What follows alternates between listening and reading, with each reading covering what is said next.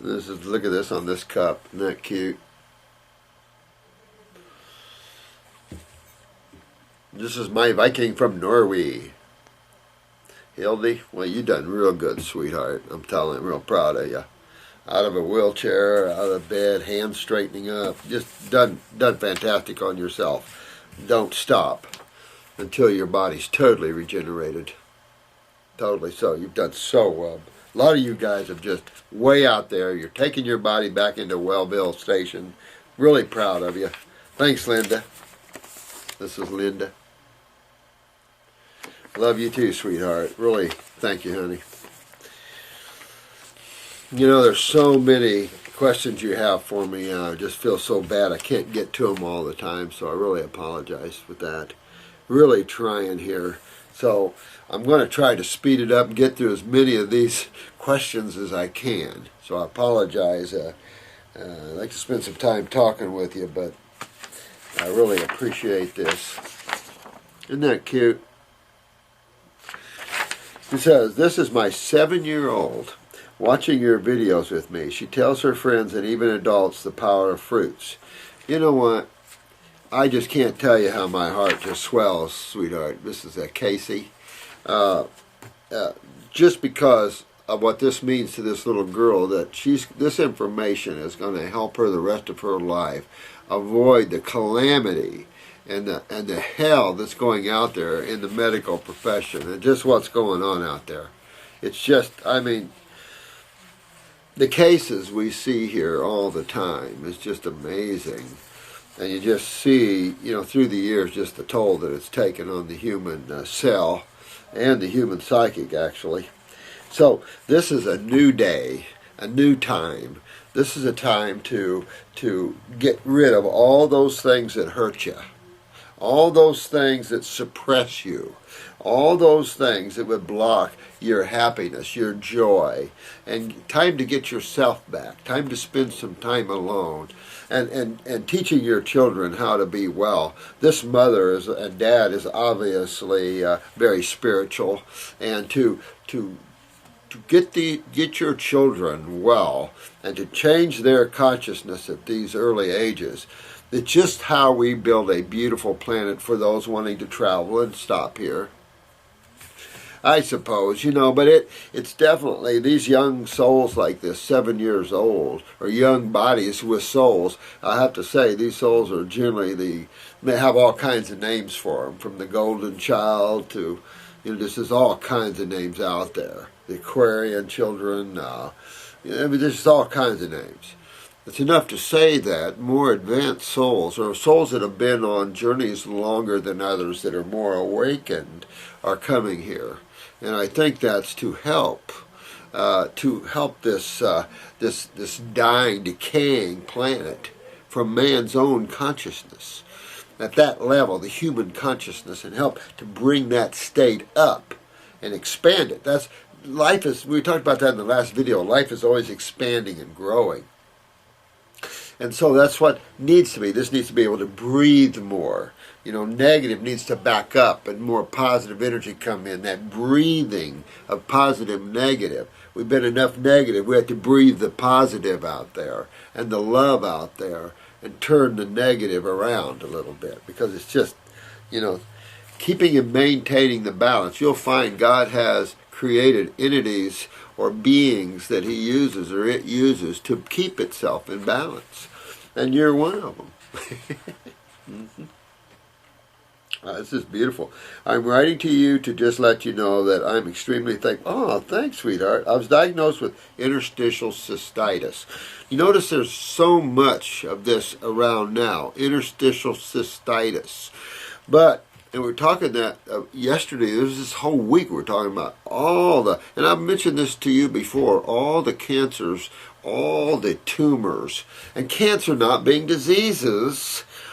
The fact that man's acidosis, his lymphatic systems, are back so much more now in the head, throat area. Man, it's unbelievable. I was just down at the RV place yesterday, and everyone I was talking to had a problem. Every one of them.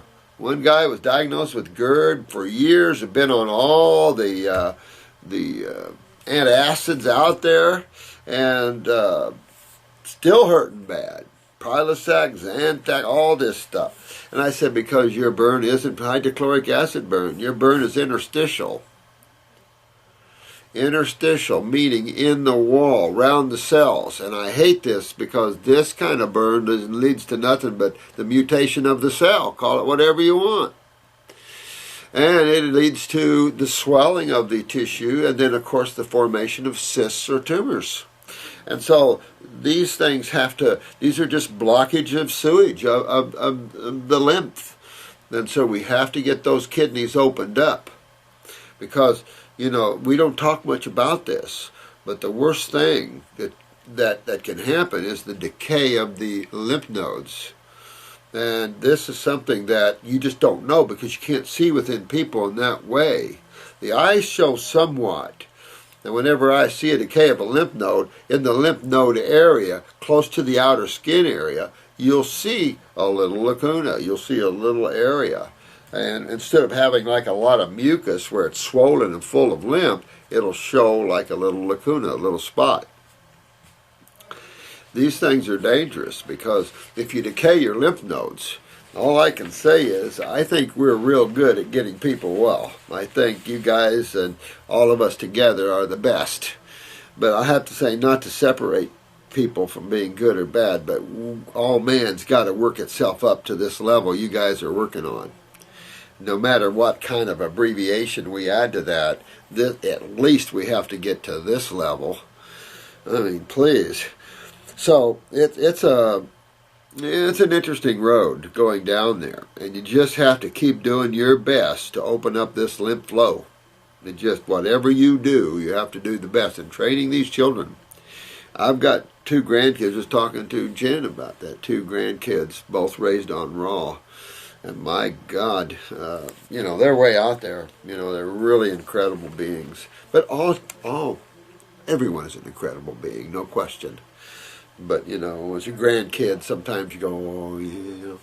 But it's enough to say that my youngest one is 2, and I've watched him, observed him on coconut milk since he was just a few months, all the way to fruit. He was eating fruit only after a few months old. And he was putting round pegs in round holes only after a few months old. I mean, this is what's coming into this planet, and that's why these parents here of this 7-year-old, I applaud you guys because, and here's love to your daughter too. I mean, you guys are doing just what the whole world needs to do, is educate their children on wellness, because it will spill out into their academics. It will spill out in, are you going to be in hospitals and ERs all the time with your kids? Because nowadays, with all the genetic weaknesses, you parents are facing some serious medical expenses. And then with the new, in this country, with the Obamacare and the out-of-pocket expenses the individual has to pay makes it so high that there's no way we'll stress that account.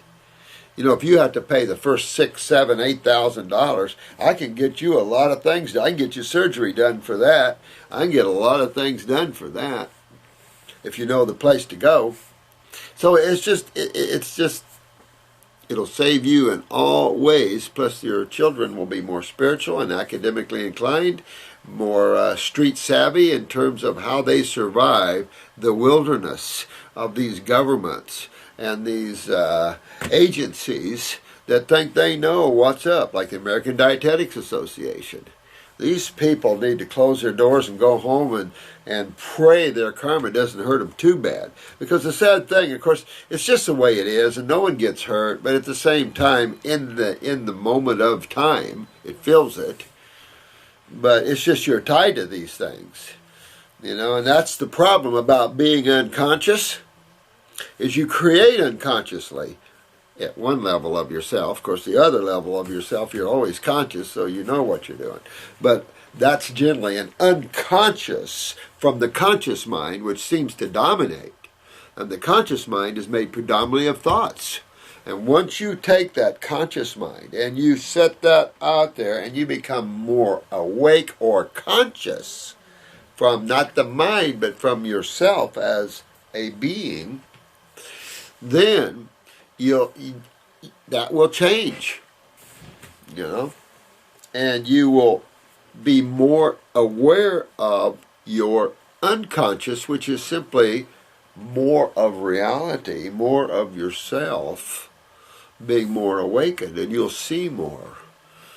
The only reason you have one side versus another is that your attention is often drawn outwardly, while the other aspects of yourself are registering everything it's seeing, but consciously your attention is tied to your thoughts. That's why we talk about stop thinking and stop talking, and there's nothing you won't know.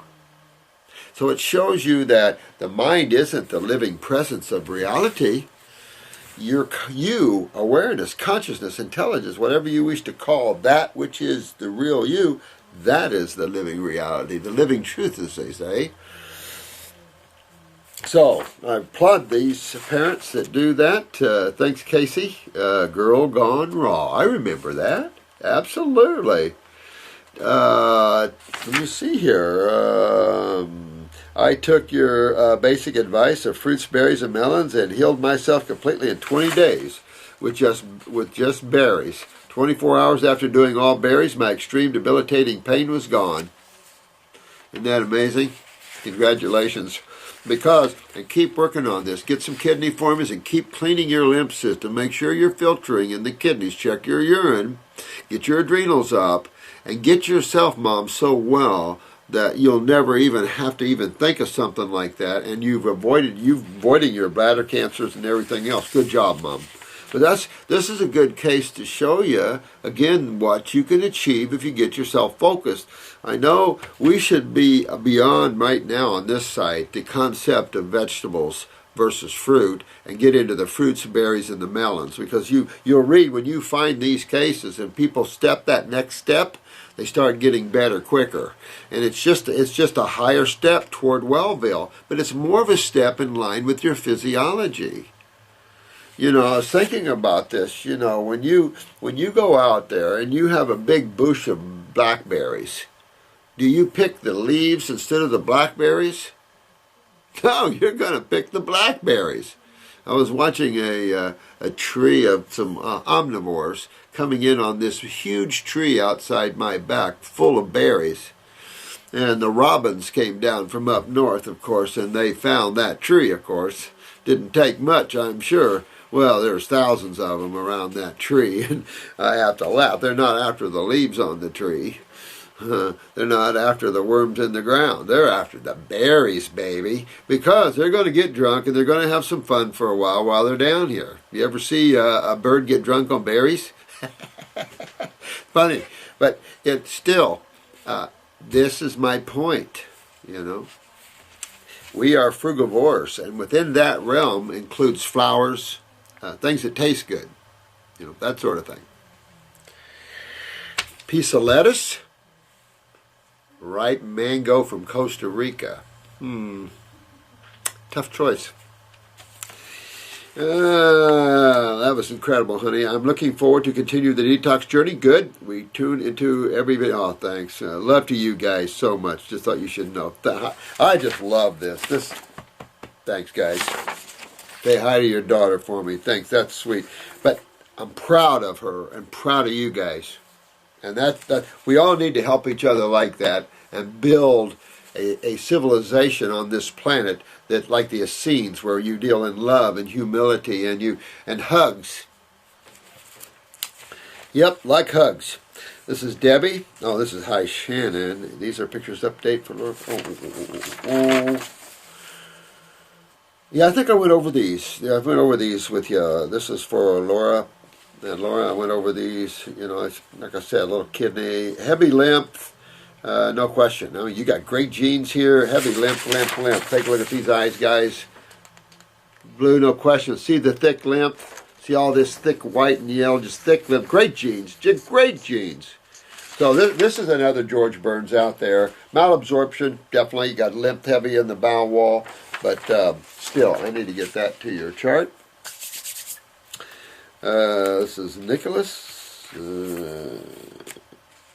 Pictures are sent. That's it from Google.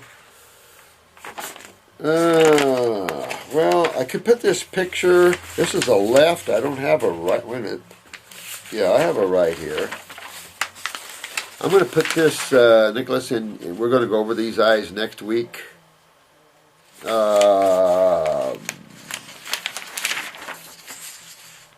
See how nice fibers they are, but see all that white and orangey yellow around the pupil? That's all heavy lymph with sulfur. You got a lot of sulfur. There's spots of iodine in the body here. Another good gene person, heavy lymph, major malabsorption. You got a lot of malabsorption going on. Some stomach weakness, GI tract weaknesses. No question about that. Right eye, okay, you have chest wall, right chest wall. A little need to clean out the liver and get that liver back in tune. Also the gallbladder with it. Got a little knee going on here. Got a right kidney going on here. If this is a female or male, got a lot of lymph backing up either in the uterus or the prostate. A little bladder weakness going on, minor stuff. You got a parathyroid a little bit. Good genes here though. Clean the bronchial trunks right here. Left side having a hard time moving the lymph left side. A lot more involvement of the lymph on the left side, but then your kidney shows worse. Here's a knee weakness on the left side, kidney on the left side, bladder on the left side, rectal wall on the left side, left chest area weakness, male or female, and then there's a lot of lymph. Sinuses are really backed up and stuff. So I'm still put this over here, and we'll go over this later. Matter of fact, let me have Chris address that, and then I'll have Chris put this back in this thing. And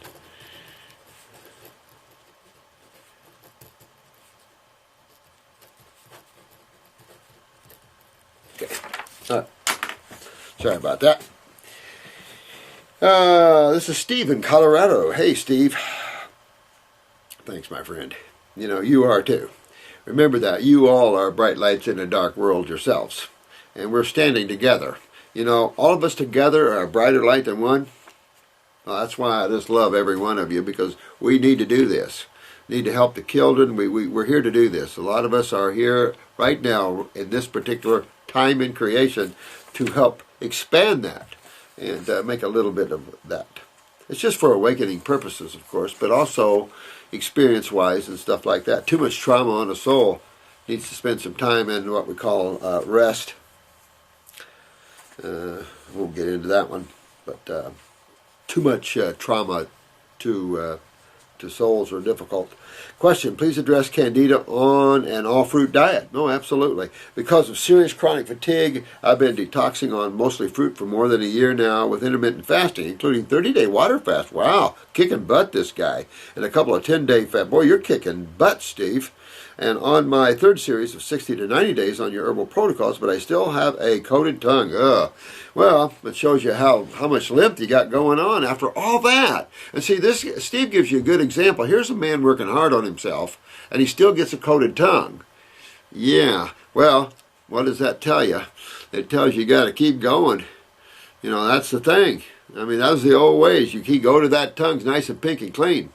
And so it's just telling you, man, your lymph system is still backed up. Keep moving. And it just shows you the extent that some of you got to go to get well. And when someone sits there and thinks you can do a 2-week detox and you're going to be well, or someone thinks you can take a few vitamins and minerals and you're going to be well, most of you guys know a lot better by now, don't you? You know, that's why it's so important that people have to learn that we have a whole nother level that's involved here. We have a level of detoxification and regeneration of genetic weaknesses and the like that we're into. Not treatment-based thinking. That's way back in those people that want to not take any responsibility or something.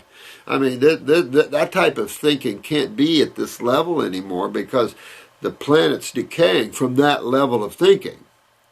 So these states of consciousness are low, and you guys are being trained in a much higher level of awareness. Remember that.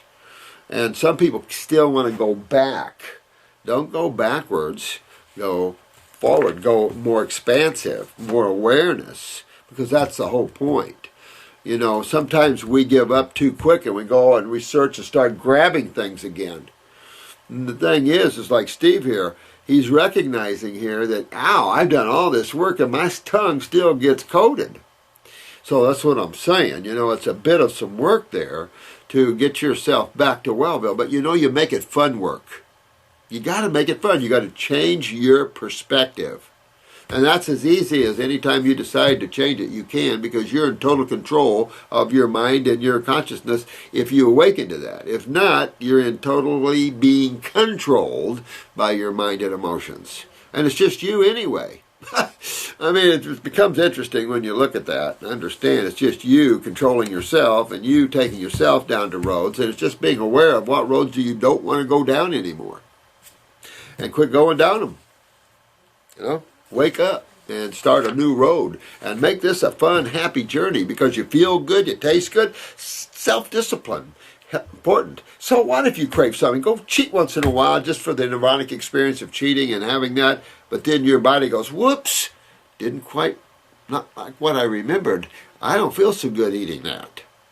So that's the value of that, though, because the body, it shows you the difference between the body and its sensitivities, and your emotions and its needs, right? And the mental images hooked to those emotional needs.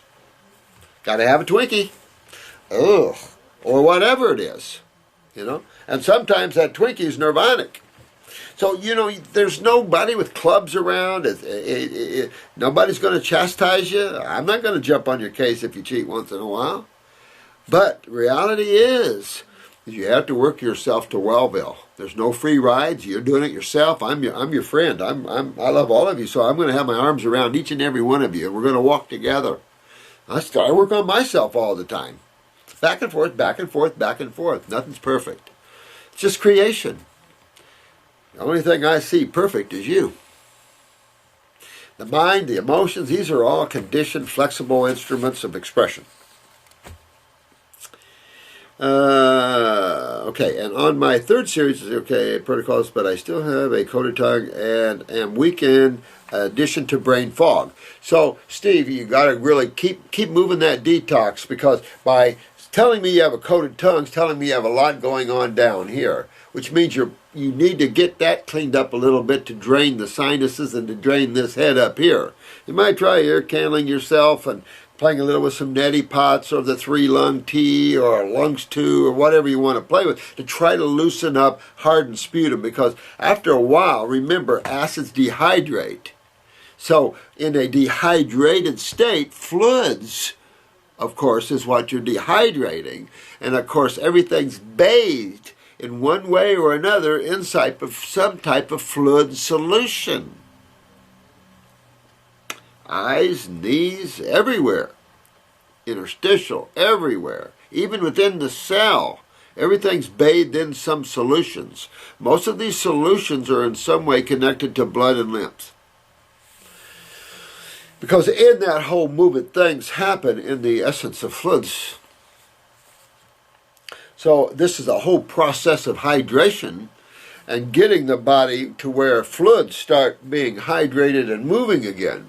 When you start experiencing dry eyes and dry mouths, dry skin, you're getting really dehydrated. Serious consequences can happen when the cell inside of itself, called intracellular acidosis, that's when you have serious problems of cell mutation.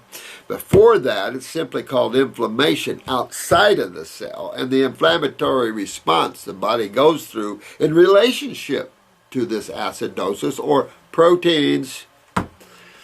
That's simple. And most of that is geared directly to adrenal steroids.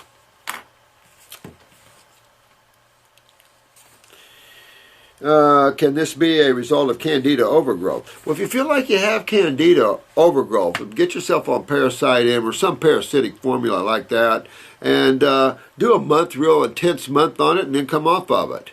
You can always tell when you're because you've had Candida before, which most people do. That starch eating and weak adrenals, that all breeds Candida big time. Too much sugar and low sugar metabolism. What would you expect? Bring in the fermenters, because you have to have some part of life start breaking things down. Remember, life is always in flux, life is always moving, and it moves from the poles of positive and negative, and the scenarios birth, life, and death. Everything goes through birth, life, and death on this planet. Death being just transition, or the movement from one state to another state. Here we just we use atoms like we do Lego sets. We put atoms together just like we take Legos and put them together. The consciousness that runs all these things, and that includes the mind, it's just a bunch of Lego sets. The consciousness that turns on the light, that when you turn the switch to light up a room, all your bodies are like a dark room.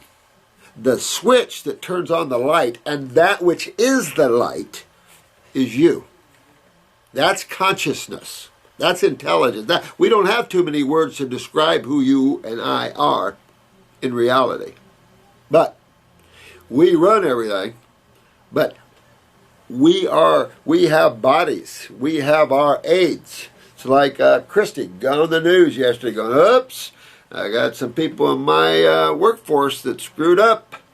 She did bad. That was bad. Blocking that bridge. But, you know what? It shows you, you have things going on that you're not always in control of. You can't, I don't blame Christy for that. I mean, geez, you can't, you hire these people and you have to take responsibility, but you can't control another's activity and thoughts. That's why I say, we need a whole resurrection of man's consciousness for individuals feel responsible and loving to others. We're breeding. I mean, the government never looks at these things of what we're breeding as a society. And all you guys are busy breeding godliness. Everybody else is breeding aggressiveness and gossiping and, all the negative sides. It's too bad. So the world needs you guys. Just Candida type of thing. But when you see detox, you'll keep digging deeper into the body and bringing out deeper beds of Candida. I mean, you can take parasite M or some parasitic and you feel like you got them. You don't crave starches or cheeses anymore. You're doing pretty good. And then as you dig deeper, you get those things coming back. And it's like, I've always said that the body's kind of layered.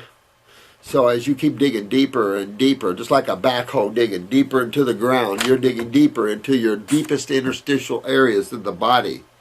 And you're going to pull up different things, different barrels, different things. So your stats can go a little like this once in a while. Okay, so what? Enough killing people over stats. Or just chronic lymphatic constipation. More chronic lymphatic constipation, but within that, Steve, can be the Candida for sure. And bacteria, because that's just all sewage that needs action. And life doesn't just sit with sewage. You can't just throw sewage on, funny. Generally you can't put sewage on the ground without nature coming in and cleaning it up for you. Or for nature. Someone messes in nature. Nature's already set up with the little janitors. You got your bacterium, you got your protozoans, you got your worms, And these little creatures clean things up. They're the janitors of life. So when we have a spill, or someone gets their physical butts terminated, we got to break them down. We need those atoms. We need those Legos pieces. Well, what if we couldn't break anything down? What if there was not this group of little people that breaks everything down like the bacteriums? What do you think this would be then? Everything that ever died would be here. Its bodies would still be around. How could we? It's impossible. Life couldn't work with that. So you can see why God created that whole scenario. Now I'll say that, I've done extensive walking everywhere. And I had a golden retriever once, and him and I, we were the best of buddies. And we walked miles and miles every day. And back behind a house I had one time, someone had spilled some French fries on the blacktop. And I threw them out the door probably, or window. And I don't know whose they were. McDonald's, who knows who they were. But I can tell you, not an ant or a coon. When a coon doesn't eat anything, I wouldn't recommend anybody eating it. And a coon or ants, nothing touched this French. I still think it was over a year they were there. I mean, that's scary. When nothing will break down food sources, or what they call food sources, that's scary. That's real, real scary. And you put those in your body, I mean, it's just all scary stuff. You're right on here. If I should continue on or modify my I think you're doing really good.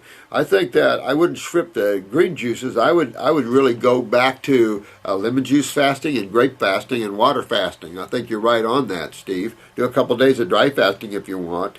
Make sure your kidneys are filtering. I think it's just the depth of what you're facing. So don't get mad if it takes you a couple of years to get your health back.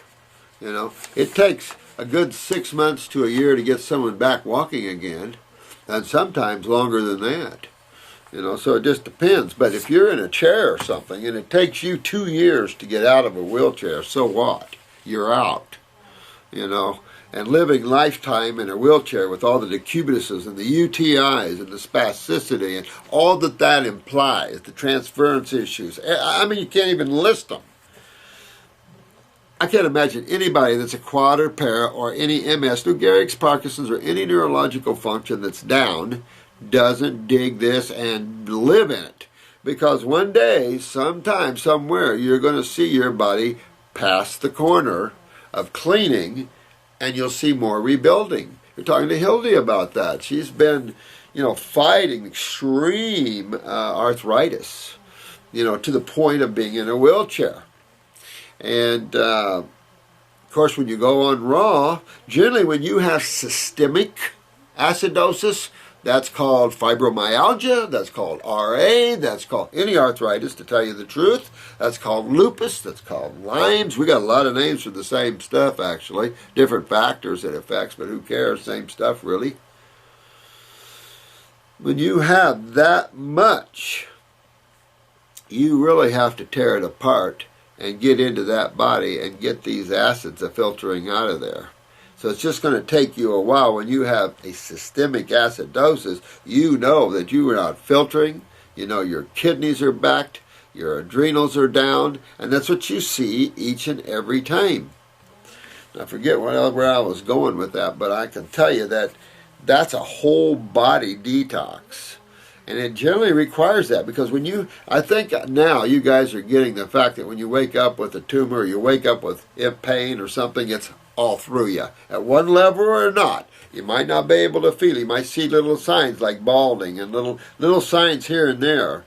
But guaranteed, lymph just really doesn't back up in one area. And I'll say that, but there's a point where I'll say this.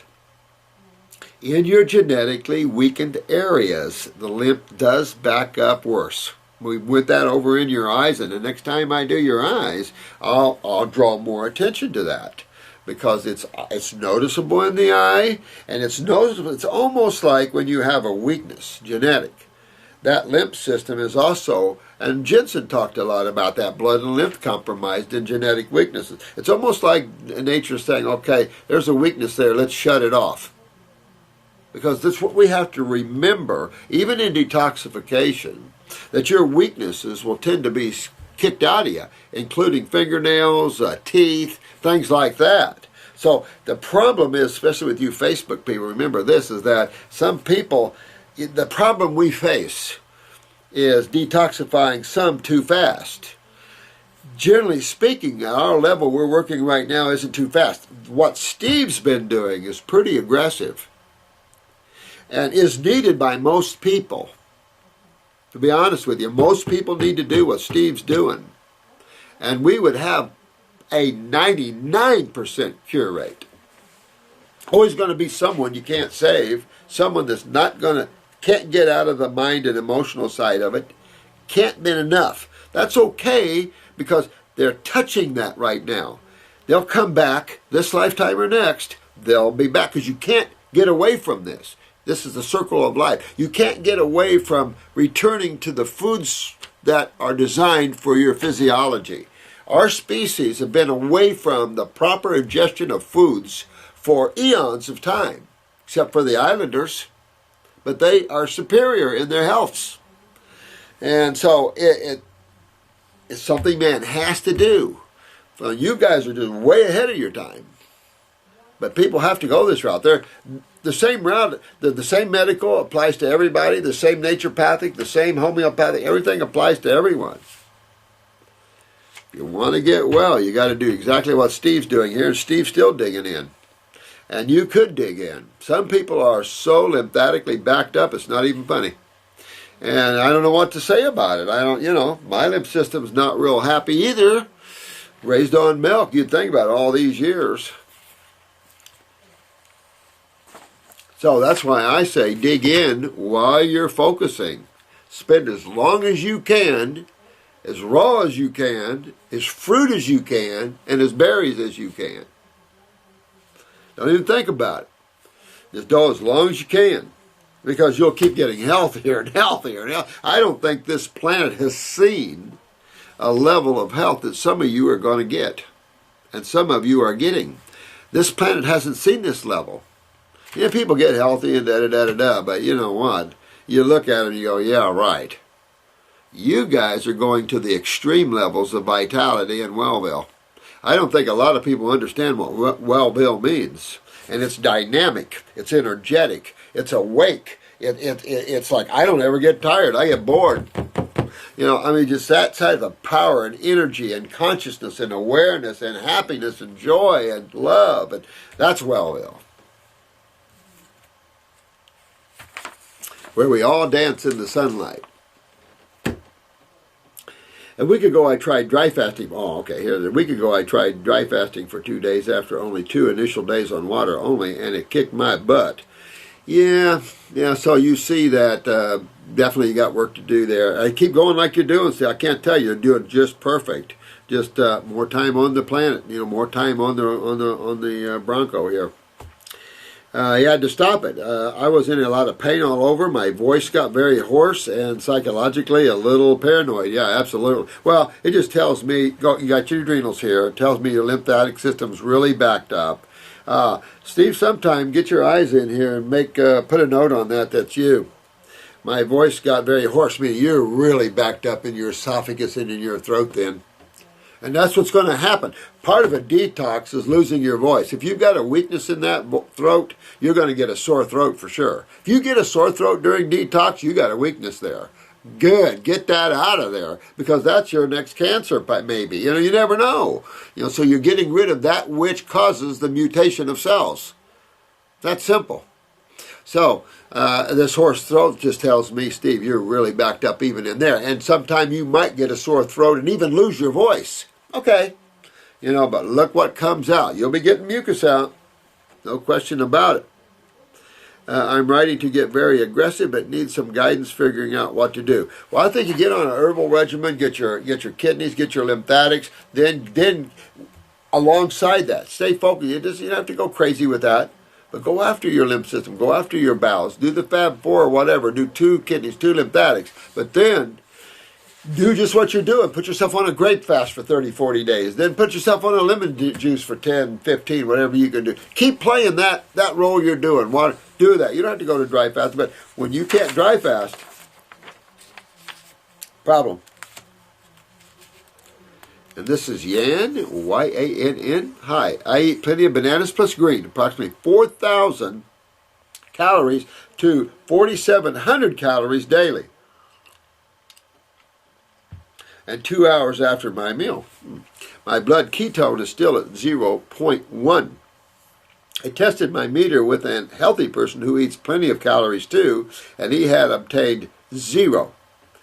Is it a sign ketone trace 2 hours post-meal? I don't have enough calories? Nope, not at all. But, you might look at your liver gallbladder. Might do a little time cleaning your liver gallbladder out, cleaning up your bowels, getting your adrenals up and your kidneys filtering. I'd say that you're having way too many calories. My own self, I think that's way too many calories. 4,000 calories, that's a lot of food you're eating.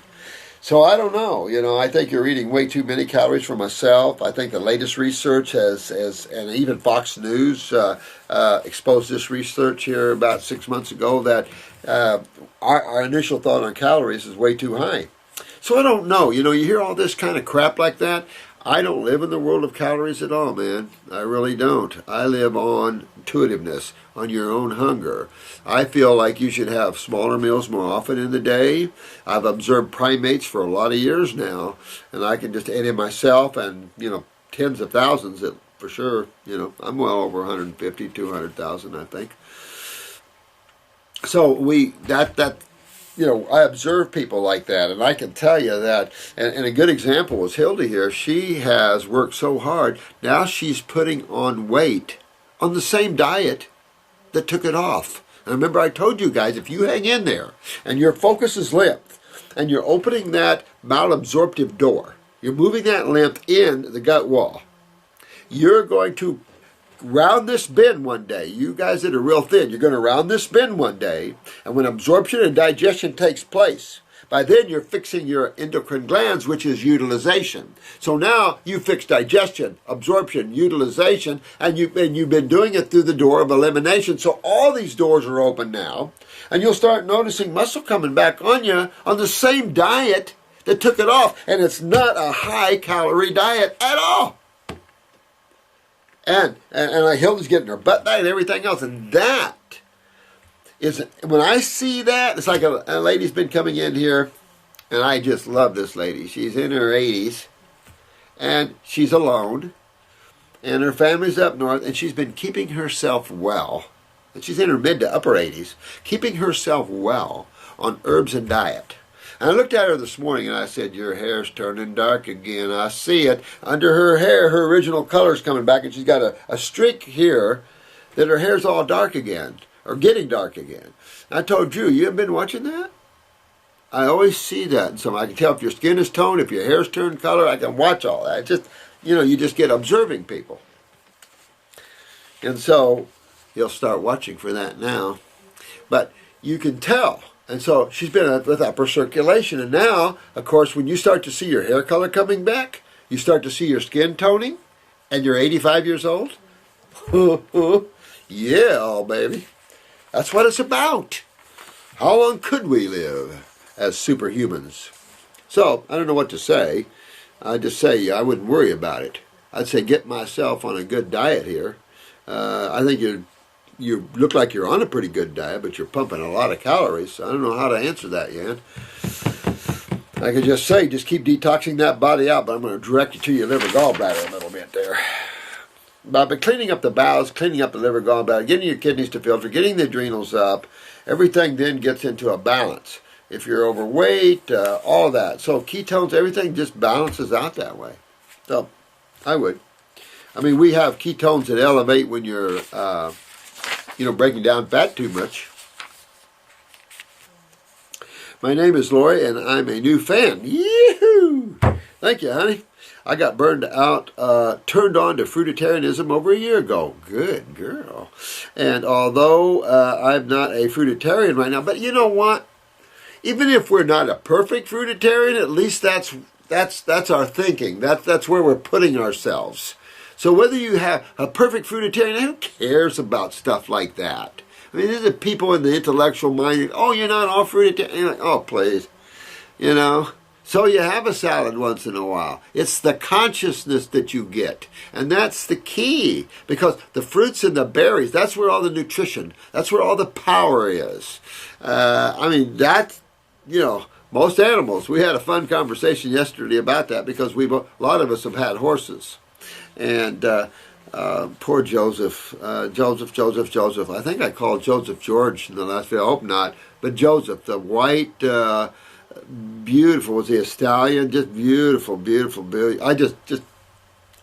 That freaks me out. Grass fever, that freaks me right out. No, man, that's sad. Oh well. Life is. We're here. And that's why you get yourself awake. Because you're only here on this planet, for this rock, for a short period of time, and then you continue on with a long adventure. Get yourself awake, and that adventure will change dramatically. To the good side, by the way, to the good side.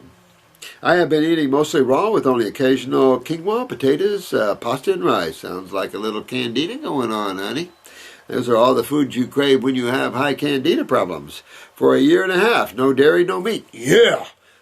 Lori, congratulations, 5 gold stars today. For 8 months now, my diet has been consistent. Mixed berry, banana smoothies. I love that.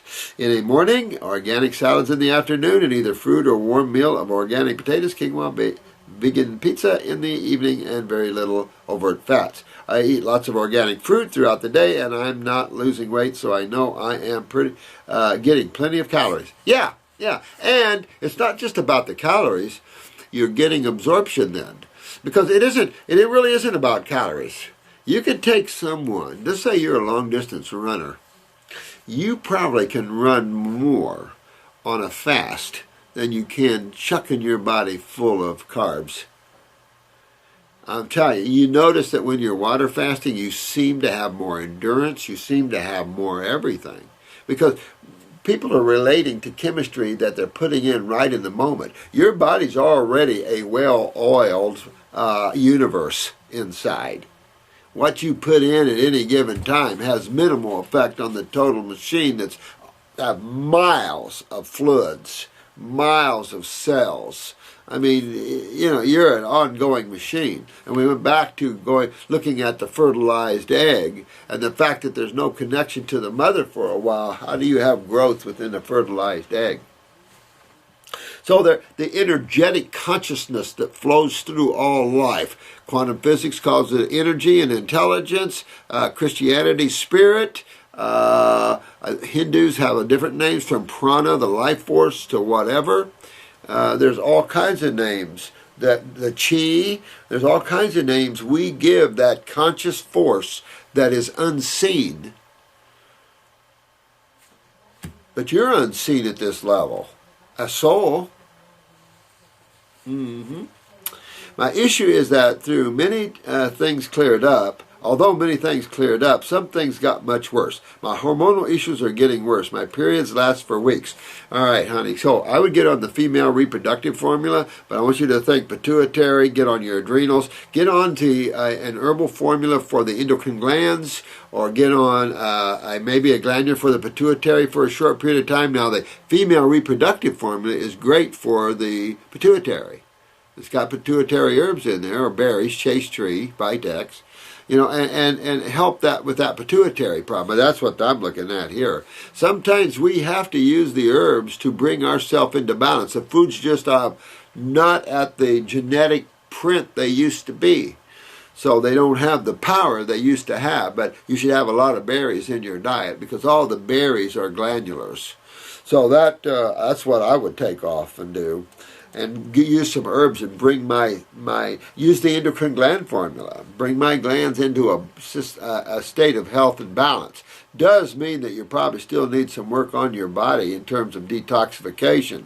Pituitary suggestive of transverse bowel problems, so you want to work on your GI tract for a while. GI brooms, stomach and bowel formulas, lymphatic capsules, all those things help to clean up the GI tract. Opening the kidneys help to clean up what's inside the GI tract, which is your cells and 2 fluids. So, you know, by opening your doors and cleaning all that, check your urine, make sure you're filtering, those sort of things. I am having recurring attacks of Candida because you're still not clean, you're loaded. And so you're doing some quinoa, potatoes, rice, and then that's why you're craving that. So I put myself on Parasite M for a while, get rid of the potatoes, the rice, and all that for now, dig a little deeper. Keep cleaning into that lymph system, which will then also clean the fungus out of the body. Keep bringing your adrenals up, which will correct any sugar metabolism problems you might have. Because when you have lower adrenal function, generally when you do the craving, the pastas and the rices and the potatoes, this is a Candida issue, of course, but these are starches. Even if quinoa is a more of an alkaline grain, still a starch, too much sugar. So as long as you're bringing in too much sugar in the body through your grains and your potatoes and your rices and things, and you're not metabolizing those sugars with weak adrenals, you will always breed fungal problems. Always. Because life uses fungus to ferment starches or any carbohydrate. Just part of the carbon chain, the breakdown, and all of that applies. Alcohol is just a stage. Fermentation breeds all the vinegar, alcohol. These are all stages of fermentation. Stages of death. And people say, well, we need to eat those stages of death to be healthy. Okay. I don't think that. I get severe hangovers. Feels like the worst hangover ever, except I'm not drinking and it lasts for 2 days at a time. I don't like that. That's suggestive if you've got a lot of lymph. You got stiff necks, tight shoulders. I mean, it's suggestive you've got a lot of lymph going on in your head here. And particularly the cerebellum, where you can get that kind of thing. You really need to detoxify yourself a lot more. Do the neurolymphatics down your back. Get your kidneys filtering. Get your adrenals up. Get it on some type of endocrine gland. I'll probably do the female reproductive for a while. Pull your body back into a state of health, which means a state of balance. And because you can't dictate a state of balance, because there's no way, no physician can, because there's too many variables in an individual. An individual is a soul hooked with big mental, emotional, and physical bodies. How are you going to bring a huge being that has had lifetimes of journeys and a physical body that has had lifetimes of genetics crammed into thinking of cells, how are you going to fix all that? So that's why I'm saying it's up to you as the soul to grab a hold of your bodies and start cleaning them up. Shut the mind up. Shut the desires up. Get into that physical body. Clean out all the obstructions and acids and rebuild it. That's all you can do, honey. And that's just what you've got to dig deeper. You haven't got into your body enough yet. And I don't like what you're saying about the hangover feeling. Because you know your pituitary's off with your periods. Well, this is all stuff going on in your head. I don't like that. So you really want to get your kidneys filtering. Work on those neurolymphatics down your back and get all this lymph cleaning out of yourself, sweetheart. This is a sign of high acidosis and stuff like this. And you don't want to break down any more central or autonomic. Usually after a meal of bananas or oranges, and this could also be suggestive of, again, blood sugar problems. You could be going into hyper or hypoglycemia from this. That's why you want to stay away from, with a suggestion of the more I read with you, I would suggest you ditch the quinoa, potatoes, pasta, and rice. Because this could take you more into either a hypoglycemic or a pre-diabetic condition, not using the word as a disease, but in other words, higher blood sugars or lower blood sugars. Probably in your case, higher. So you have to be careful here. You have to be careful in sugar metabolism. Definitely get on your adrenals and focus on those because that's cortisol.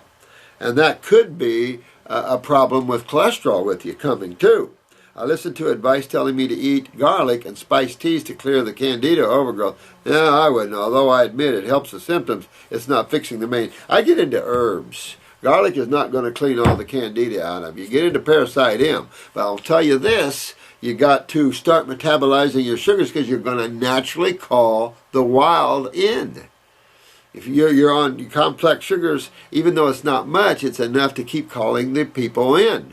And it does suggest that it's lending itself, that you're not having good sugar metabolism. So watch this. You might want to get you a little blood sugar tester and test your blood sugars or have someone do it for yourself when you get that feeling, because that's concernful.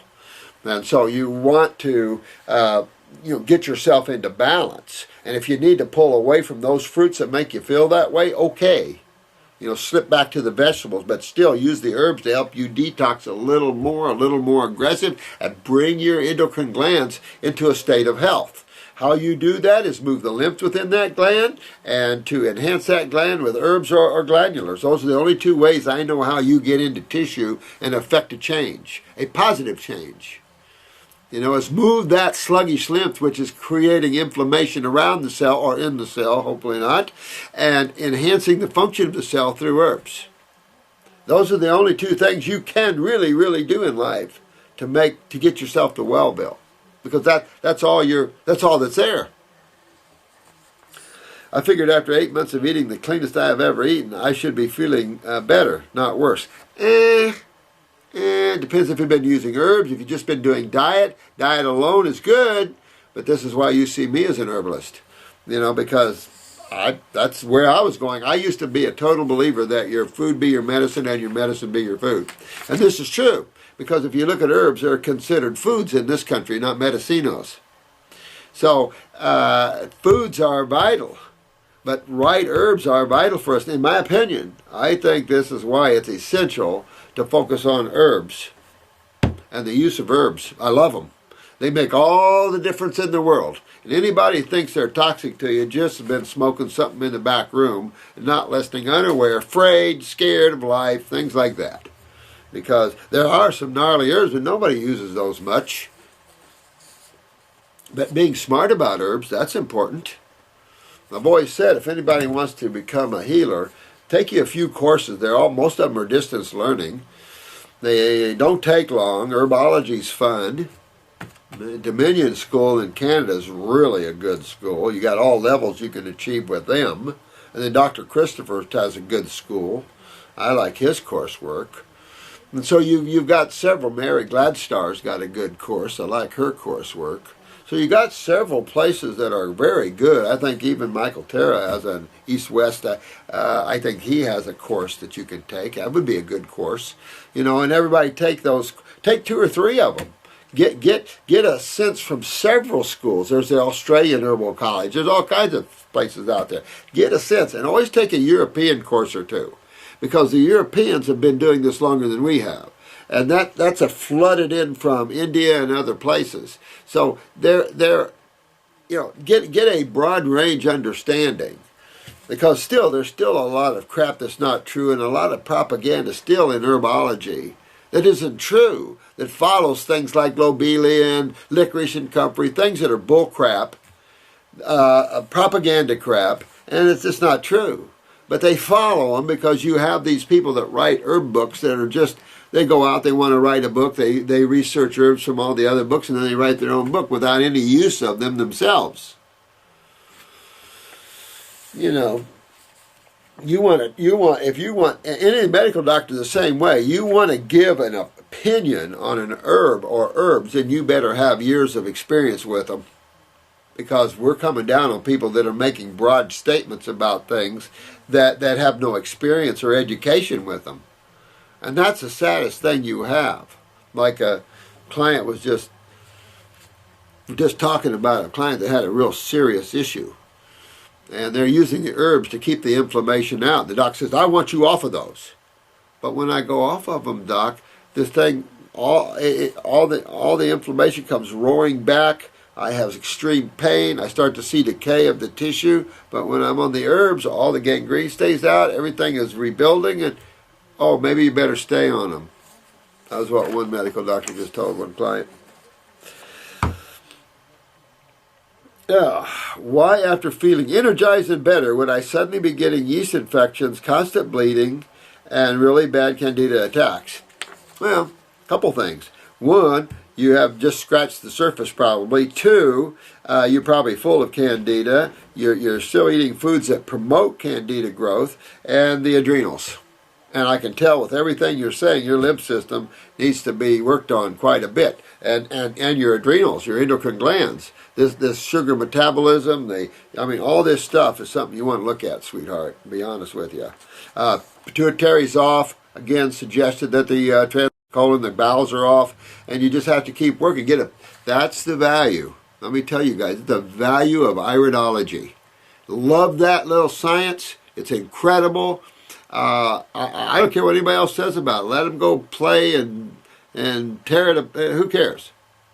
I can tell you, it's a great little tool, and that's what I would do, Laura, is to get a picture of your eyes and take a look at what you're up against, lymphatically speaking. Look at your bowels, look at your pituitary, because I've given you all enough education on the YouTube here on how to read eyes that you should be able to look at your eyes and do that. Even though these are other people's eyes we're going over, it's still relative. That information helps you to look at your eyes and see how you compare to all the other eyes that we're doing.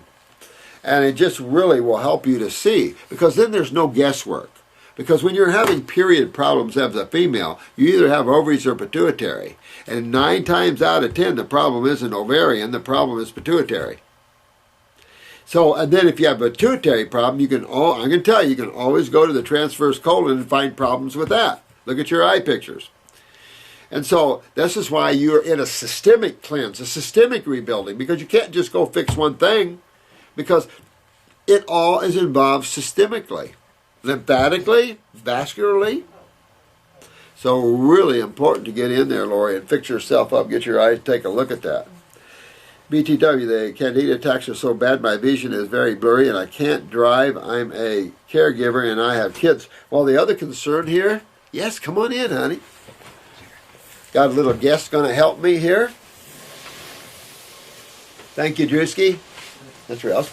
I think you all know Marcy here. Hey, Drew, could you make sure this camera is grabbing us both here? It does perfectly. He just wants to get closer. Yeah. Heck yeah.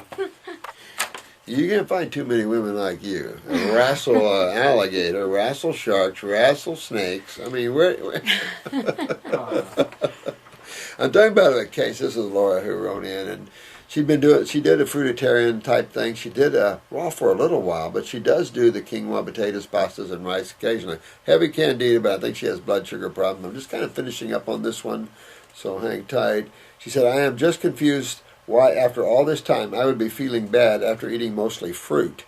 Well, I think really, honey, you have to take a look and get deeper use the herbs to get the glands into balance. You're bleeding too heavily, again, back to the pituitary or ovaries. So you're going to make things healthy in the body, because that's all you can do.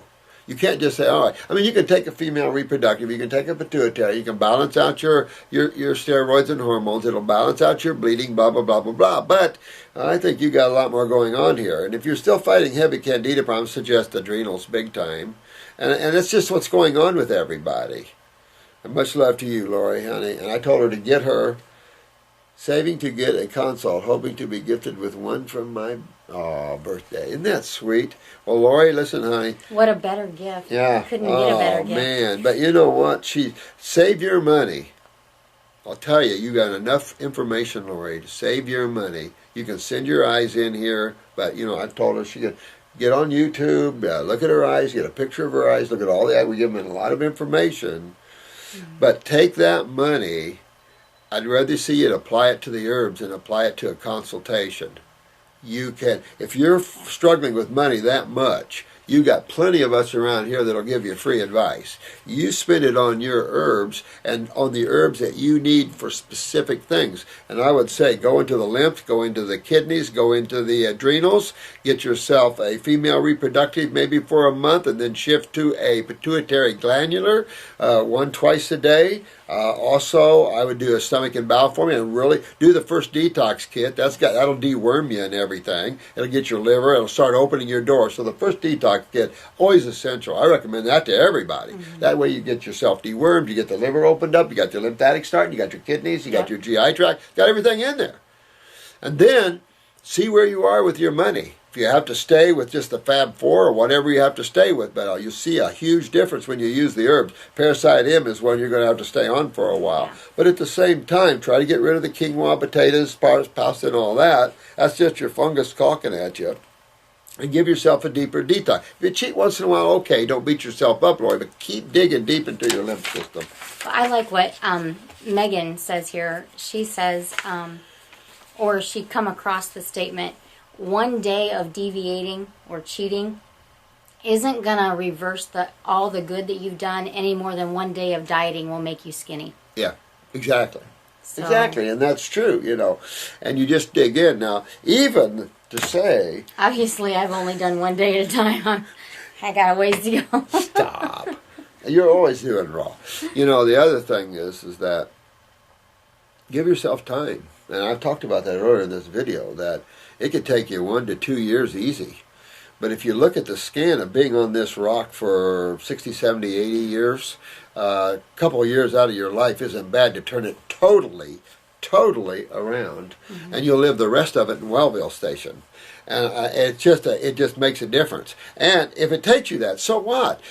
Change your consciousness. This is a new world. You're not opening a door just to play for a while and then shut it back and go back to the way you were. That's just not going to happen. Some people try to shut the door and walk backwards, and then they go and get their butt kicked. You can't do that. You can go back and visit once in a while, because that's called, what do we call that when we're a habit? You know, the mind works in habits. And so we're habitually trained. It's a conditioned instrument. So while we break that, while we learn to become more awake and control the mind, and we break those past memories, look at this as you're opening the door to the light. You're opening this door to God, whatever name you give it. And you're opening this world to a new happy you. You're getting your joy back. You're getting rid of those things that obstruct you, both physically, mentally, and emotionally. And so look at this as a new world, not like, oh, I do this for a while, I just didn't get it, darn it, you know, what do I do next? Hit this as if it's a lifestyle, and it's the way you're going for a while in your life. This time if I got, get rid of that mental thing that I haven't done it enough, I've done it too much, blah, blah, blah, and just take this on as if you're wearing your clothes for the day, but you're going to wear them for a little longer. And you just go into that. Use the herbs. Don't forget the herbs. And if you save up the money for the herbs, not for consultations. If you got money for that, okay, great. You got enough in here where you get free. The videos are free. There's enough information to tell you what you got to do. And none of us would never not give you advice. Yep. So spend that money on the herbs and get on down the road, Lori. Okay. Let's see. This is from Jamesina. Jamesina? You Oh, yeah, get your glasses too. Huh? What the hell is it around here? Yeah, I think that's Jamesina. it. Yeah. Hello, I am a new YouTube subscriber. Thank you. I have suffered from chronic fatigue for 2 decades. Holy crap. I am now experiencing with raw fruits. I have a simple question which is related to citrus fruits. Both my mother and I get migraines from eating those. No kidding. Well, I wouldn't eat them then. I don't know what it is. I can't tell you. But, I don't know if you're so acidic that anything that's a little additionally acidic will set you off. Generally headaches or spasms. Maybe you both have stomach issues, and when you get all that power in the stomach, it'll trip you into a migraine. That's possible. Hard to say. But I would stay away from them and move to the grapes and things like that and get yourself cleaned out, and then keep trying again to go back. Getting the most ripest citruses you can. Let's see, both. I love the taste and would love to know your ideas on why I might experience this with fruits in it. You have any stomach problems? That'd be the first thing I would come into, stomach. I don't know what's in them that could cause that, to be honest with you, but everybody's always says... It could be a healing crisis. Could be a healing crisis. It could be a spastic problem in the stomach. I mean, there's all kinds of... But it's enough to say that probably it deals with the GI tract. Mm-hmm. But keep working yourself back to well, Bill. Fixing yourself up, cleaning your GI tract, strengthening. And whenever you can visit them, you visit them. And then I'm sure after a while you won't have any headaches with that. Mm-hmm. I've never heard of someone sustaining long headaches or anything with that. But I've heard many people having different fruits or something cause different symptoms to them. And then maybe change where you're getting them from. I don't know. Maybe it's the brand or whatever. I don't know. Maybe they're mutated from GMOs. But it's enough to say that it probably is a GI tract stomach problem. And maybe it's some other chemical. But I'd avoid it, but keep working myself on it. Writing from the UK, Mrs. Now, sweetheart, that's all I can tell you. Just keep cleaning myself out. Keep working toward being able to handle them, though. I would. But I think of more of a GI tract sort of thing going on there. It could be thyroid. Mm-hmm. I know that when I start a lemon fast, and anybody who's talked with me knows that I love the lemon fast, but the first several days I started, I have headaches. And you get that lymphatic system moving. All this stuff moving up here can put pressure, too, which can cause headaches. Yeah, that too. So. I did it when I initially started. Years ago, I would get headaches like that a little bit, but I knew it was my GI tract. Mm-hmm. And so, just like you said, another thing is fruits do get things moving. They are aggressive. There's no question about it. Mm-hmm. But that's okay. And here's one. Firstly, I would like to tell you what your last case study has done for me. Beforehand, I only felt confident to deal with minor or non-life-threatening conditions. After listening to your case study, though, I feel like I can tackle more difficult, and serious conditions. Thank you. You know what? That's also why I did that. I don't want you guys to freak out when you're facing multiple problems in a person when you know that's a systemic problem and person would have multiple problems. And all you have to do is remember simplicity. Don't get caught up in that like a medical doctor would, and just be peaceful and calm with them and detox them. Work on their glands, work on their bowels, just what you all know to be true. So let's read on. This sounds interesting. After listening to your case study, like the one I will share with you today. So my message is, keep up those case studies. Oh, we need to do that. Yes, and thank you. I also really appreciate your follow-up videos like the wrapping one, which give me further courage to carry out my actions. Thanks, honey. I appreciate this. Oh, this is John. Honey, John, thank you. Yeah, that's good. You know, I love these YouTubers. I mean, you guys, I'm proud of these. And John, proud of you. Love you, man. If you ever encounter, I've had to do this multiple times. If you ever encounter someone coming to you and you all of a sudden feel overwhelmed, this is too much, I don't know what's going on, pull yourself back a little bit and just take yourself back to what you know.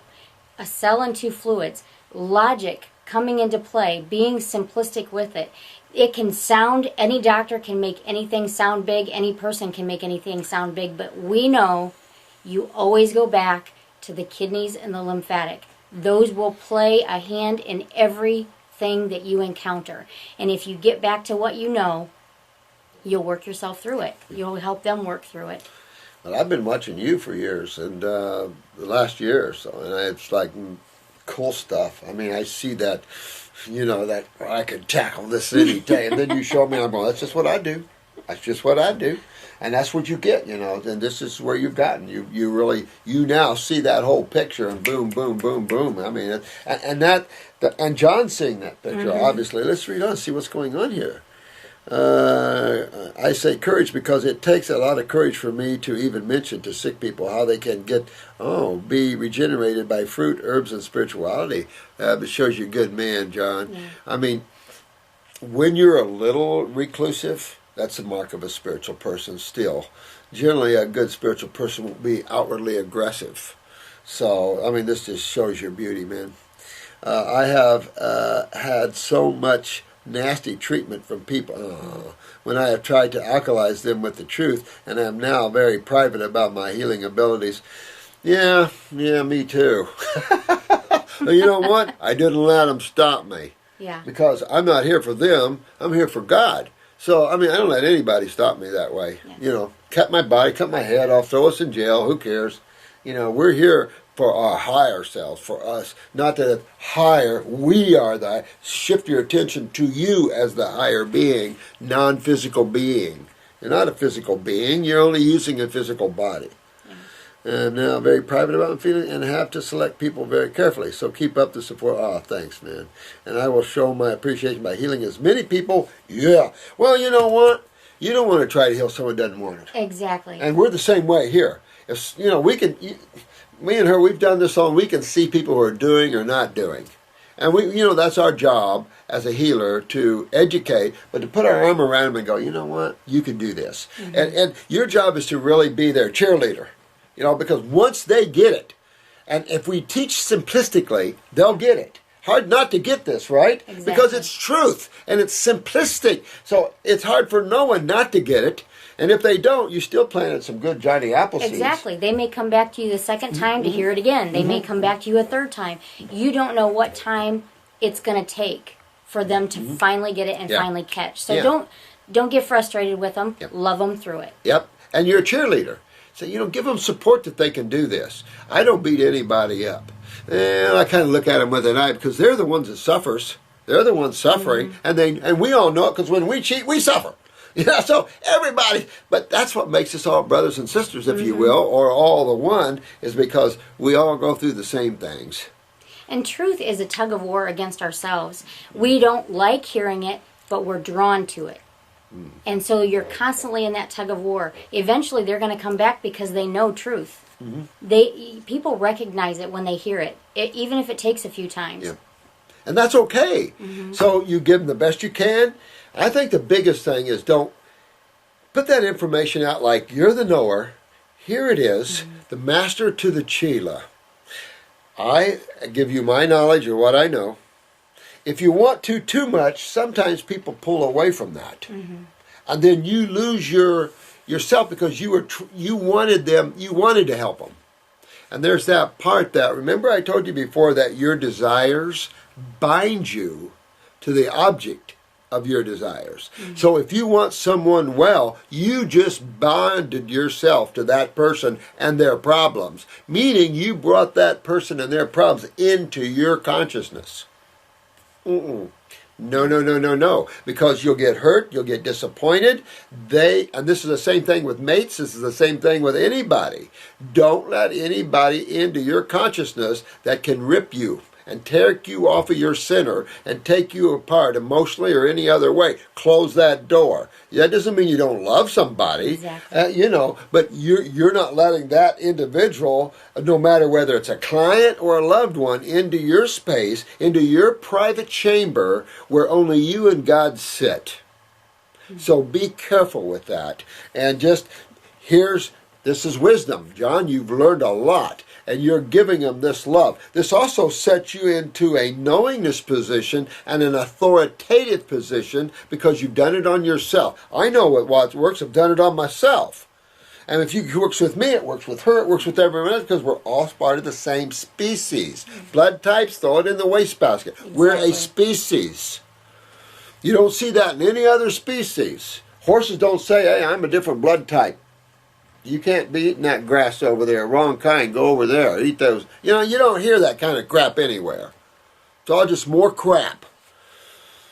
We're a species. What's good for you is good for me. You might be genetically compromised in an area I'm not, and me an area you're not. And those things do determine how well I deal with fruits, how well I deal with proteins and things like that. But high protein diet affects everybody on this planet the same. Go back to the Eskimos. They only used to live 40-some years.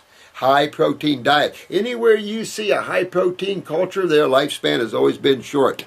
Look at the islanders, their lifespans have always been long. This is just how you look at diets and the relationship of longevity. Jensen spent volumes writing about it and couldn't attain it himself because he was eating wrong. So let's see what else we got going here. So good, thanks. My question is about post-chemo care after my friend had a tumor on her left breast. Prior to this, she had long-term Candida, and she was just in the process of help. I was just in the process of helping her. When the tumor was discovered, sadly, she panicked. That's the problem. We panic. And sometimes our panic terminates our life in this lifetime. Well, next life you'll know better. Maybe. They say you spin until you get it right. Now, I don't know if that's true or not. That'd be a bitch. Holy crap. Nice to see you again. Holy moly. All right, so she panicked and went with the white coats. And now she has asked for my help at last. Thank God. Tell this girl she needs to get her butt going. I am glad of this because I know that a lymphatic tumor will just reappear. You're right. And this is what I love about John. All you YouTubers, you're getting it. Yeah. They're listening. They're applying. And John is right. This tumor will come right back some other place. You're right on, John. And that's what these people are not told.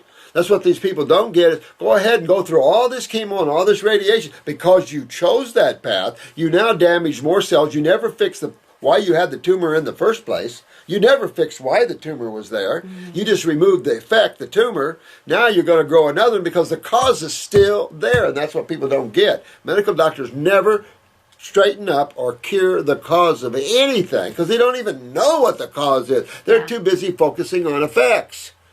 And if you're trying to find the cause through the effect, we can. They don't seem to do that. Story I heard this morning, a woman had breast cancer, did chemo radiation. The doctor scared her into the chemo and radiation. Took care of it. Breast cancer is gone for a year and a half. Goes in for a checkup just to be sure. Liver cancer. Mm-hmm. See? Yep. Spread to the liver. There you go. She did chemo and radiation again. Again. It left the liver 6 months later.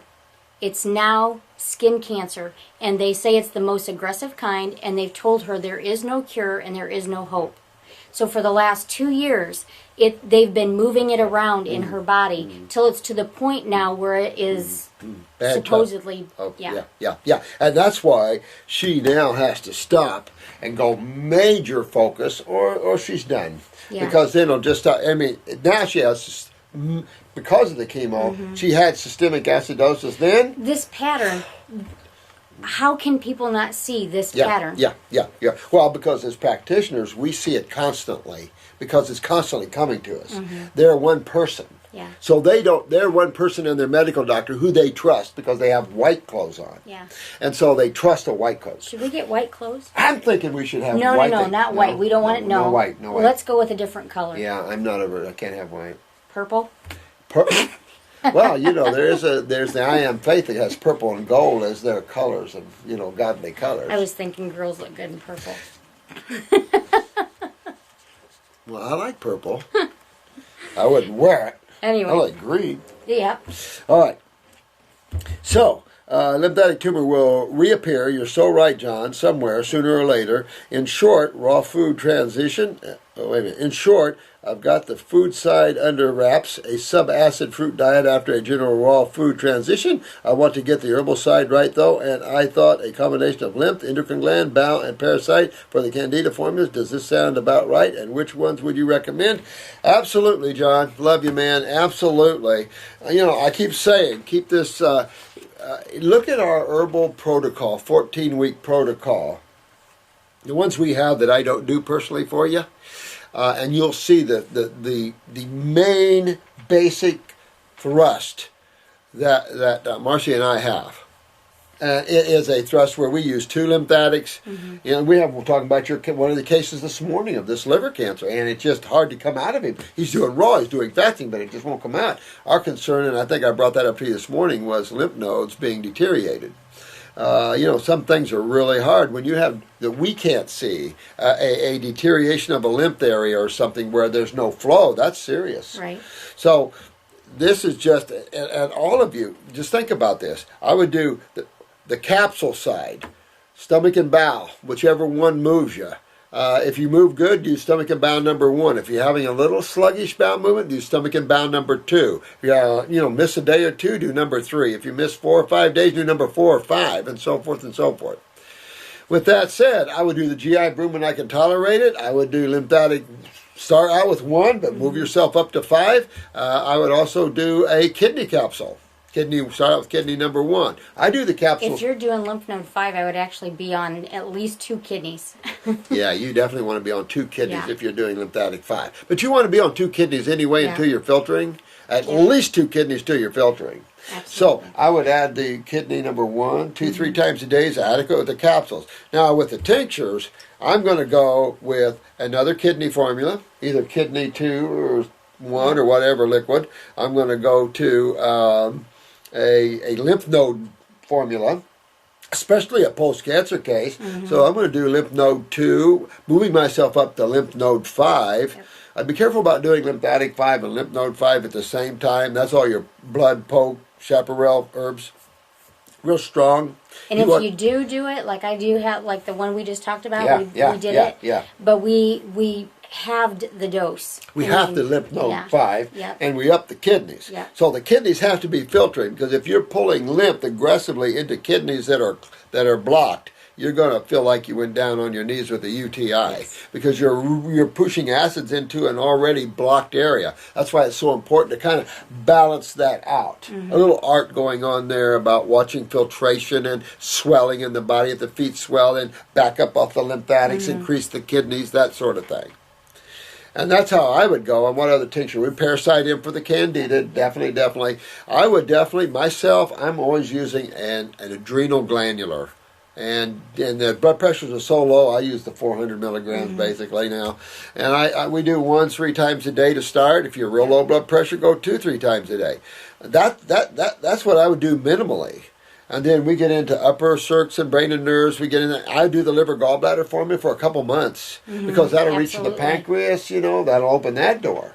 And it'll also deal with all the chemo or some of the chemo and Exactly. radiation Oh, damage. yeah, The liver has to process no, that. good point. Matter of fact, if you've had chemo, you've got brought up a good thing. You might want to stay on liver gallbladder for 2 months if you've been on chemo. Yeah. You know, and that's how I would go. Shifting to an all raw food diet, number one, and moving toward that grape fast you're going to put her on, right?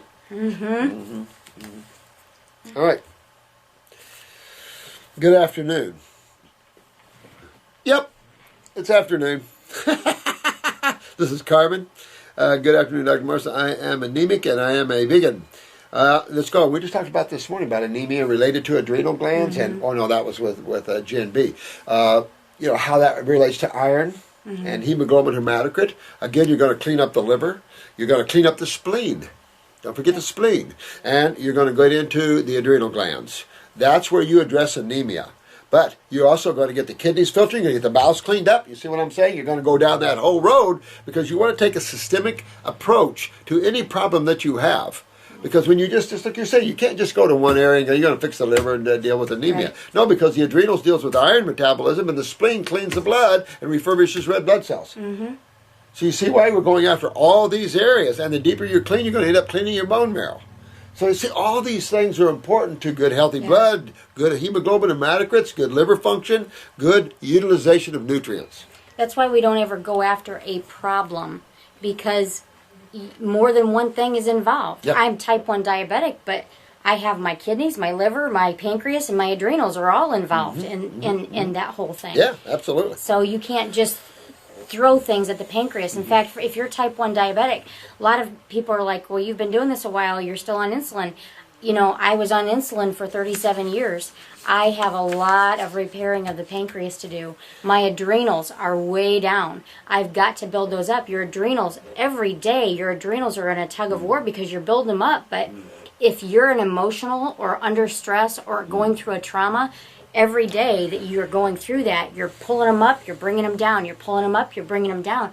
I'd rather work on a liver than an adrenal. Well, here's the other thing she's battling. Been on insulin 35 years. Let me put you on cortisol for 35 years and see you come off of it. You know what I'm saying?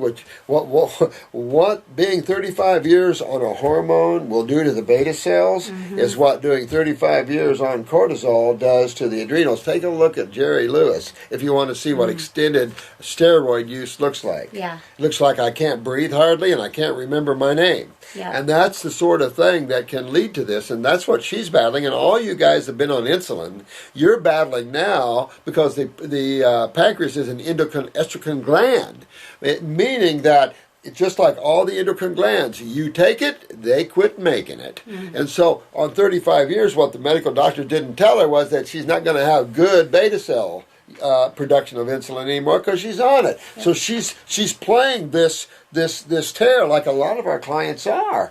And it's just like someone a Parkinson's case on years of cinnamon. Look at Michael J. Fox. You get into these antispasmodics chemical, and you might as well be on cocaine, man. So when you're going to detox someone like this, just remember it could be a while. It's going to be a while. And a game of getting off of insulin at the same time, keeping blood sugar at the same time, dealing in beta cells. Yep. Okay, she's anemic. She just recently had a DNC procedure. So the second thing I would do is I would take the Heal-All tea and I would take 2 weeks of my life and I would douche. The second thing I would do is I'd be getting my adrenals up and my kidneys filtering because it shows that she's having atypical cells vaginally probably, which means her lymph system in the vaginal walls was backed up, which means that her kidneys are not filtering, which means that she could be popping ovarian cysts, uterine fibroids, fibrocystic or endometrial. All these things are all wrapped in this sort of thing because of heavy. So here's another lady with heavy periods. Before I get on the female reproductive, that'll bring that into balance. But be thinking of the last case we read, and we've had 2 cases now relating to the pituitary here because she has heavy periods. So you definitely, and I also suggest that we have a formula called bleeding. And that form, when you have heavy bleeding as a female, it's going to pull you into anemia. You want to take that bleeding formula to curb excessive bleeding. At the same time, fix that pituitary. I do the female reproductive, and if that didn't do it after about a month or so, then I would jump right to the pituitary. But that generally does that. Mm-hmm. But you need to bring your kidneys in line. This is just telling us she's not filtering lymphatically. She's got adrenals are down. It's affecting the reproductive organs. Blah blah blah blah blah. Mm-hmm. What else? Say you want? Oh, the GYN guy wants to remove her organs. Mm. Well, we could. That would probably handle the problem. Yes. And the pituitary would still be problematic. You know, the GYN doctor said that either surgery or put a device called Marina or birth control machine. Oh, give me a break. I don't want to do any of those. Thank you, sweetheart. No. I have my back with a minor scoliosis. Aha! Mm-hmm. Okay. So now we're more evidence. We're up here. We got parathyroid. Probably either pituitary or parathyroid weakness itself. So I get on the pituitary glandular for a bottle, and I'd probably do my parathyroid with it, with some kelp. But you want to deal with this now, honey, because this is getting more problems. Your back will straighten back up, but you got to get your kidneys filtering, because this is two problems. Yeah. This is a parathyroid weakness where you're losing calcium and not putting it back, and this is a kidney that is blocking your lymph system, which is causing calcium to be pulled out. And which I am getting physical therapy for. You can have physical therapy to hell freezes over, but this is a chemical issue, and you've got to deal with it from this side. So you just can't have physical therapy, it'll pull it back straight. You want to deal right with why are you giving scoliosis, which is a curvature of the spine. What's making it weak and what's pulling it? Well, that shows you the bilateralness of the kidneys and each side of your back. I'd do these neurolymphatic points. I'd be working on those every night. And I'd really be going after health. Just tackle health. Just what we've been talking about here on the site here is really tackle health. One thing I would really encourage you to do, the neurolymphatic massage is absolutely amazing. Does more for people than I've seen in any type of massage. And so if you do have a massage therapist, really encourage them to learn it. It doesn't take long to learn, to get certified in doing it, and encourage, if we across the board are encouraging people to learn that, it's going to be very effective. Mm-hmm. Absolutely. She only works part-time. She had difficulty in buying the herbs because her money goes for food. You know, well, I can say is, Carmen, call in and get a hold of Brenda or one of them, and she'll go back and see what she can put together for you, okay, honey? But with some of these isses, even if all you can do is the heal-all tea, drink it and douche with it. Absolutely. And that's a good take. If anything, get the tea. I'm sure we've got some things back there we can help you with the glands and things like this, because you have to fix it. You have to fix yourself. Add kelp into your grocery list and eat the kelp if you can't buy the supplements. Since she has to die for food and bags at the markets, throws away. I want to get my health back. I have a juicer, and I too grow wheatgrass. Forget wheatgrass. Get yourself grapes and things like this, honey. And I cannot afford it. I would like your opinion. I would not take prescription medicine for any of my health problems. Sweetheart, call Brenda and have her help you with some things. And I'm going to have Chris give this.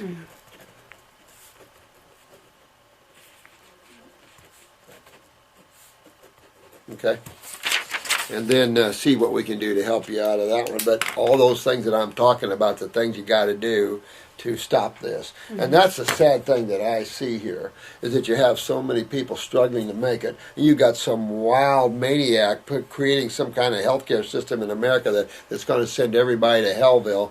I mean, this is so bad that it's not anybody with a mind at all can see what's going to happen to healthcare in this country and what's going to happen. It's already happened in Europe. It's going to be worse here. You know, and there's going to be a lot more poverty going on here, and it makes me want to throw up. And then what if you get yourself in a situation where you've got to go to multiple doctors, but those multiple doctors don't agree with each other, and they're arguing back and forth? You're caught in the midst of that. It's crazy, and it's a sad thing, because here's a case where there's no way she can afford it because she's going to go on Medicaid. The problem is there's nothing there that'll help her. Exactly. There's nothing in the medical community that's going to help her. She needs this side. So go call Brenda and see what you can do with that, honey. That's all I can tell you. But this is the focus you need to do to get yourself well. And we love you and hope that everything turns around for you. And anybody wants to help her, feel free to help her there. But we will, we'll see what we got back there. We do have, people turn in things once in a while. We get things broken once in a while, blah, blah, blah, blah, blah. And so we do the best we can. So this is a good case to help here. So.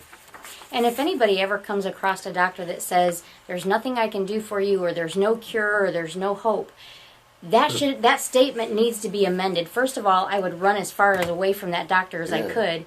But second of all, there's nothing that they know of. It should never be that there's nothing. It's nothing that they know of. But they don't like to put that little last thing on there. So why don't you try someone else? Because they've been through so many years and they have this knowledge, and that is a vulnerability if they admit that they don't know something. I'll stick another thing on there. They've had years of ego enhancing.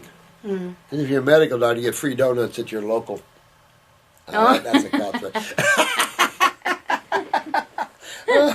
That was bad. I do have a question for you, Robert. No. Oh, what?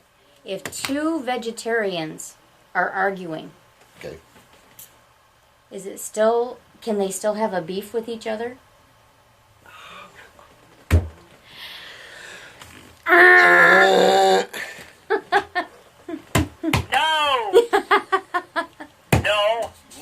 No. Okay. For the last time, no. We'll rewind and we'll remove that joke.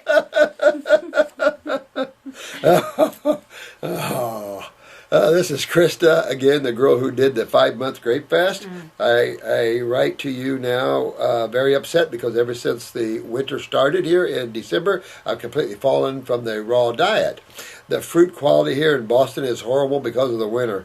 I don't know what to do. I've lost control. I've been eating horribly for almost 2 months now, and I can't seem to regain focus. Okay, Kristen, and relax, honey. Wintertime is tough on you because you actually are battling the elements. Because we really should eat from the location we live in. I'm a firm believer that, our food should be local. Can't do it in a planet like this where the species has migrated to areas that are out of harmony with their physiology, and now they're stuck in a more omnivorish thinking. So you have to first get rid of the meat thinking, the protein thinking, and things like this. Going to keep warm with steamed vegetables, soups, or hot teas. Sweet potatoes, something like that. Try to pull yourself back to at least 80% raw, 20% cooked through the winter if you can. Do your very best. If you're hurting, try to use herbs or something like that. If you're hurting real bad, lock yourself in your house and go on a fast or something.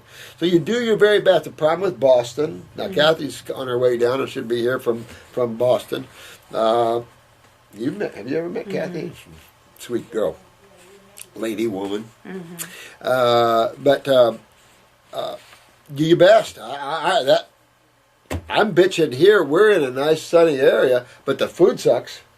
So we're all trying to scramble to find good food. That's why I'm jealous of Yaz in Thailand, you guys in Costa Rica, you guys that have access to great fruit. We're all jealous of you because this is where you get well at. And trying to get well in the dead of winter in Boston, Massachusetts is a bit of a trip because it's so alkaline. But it is a good trigger to detoxify a lot of people. And notice, cold season and flu season's up.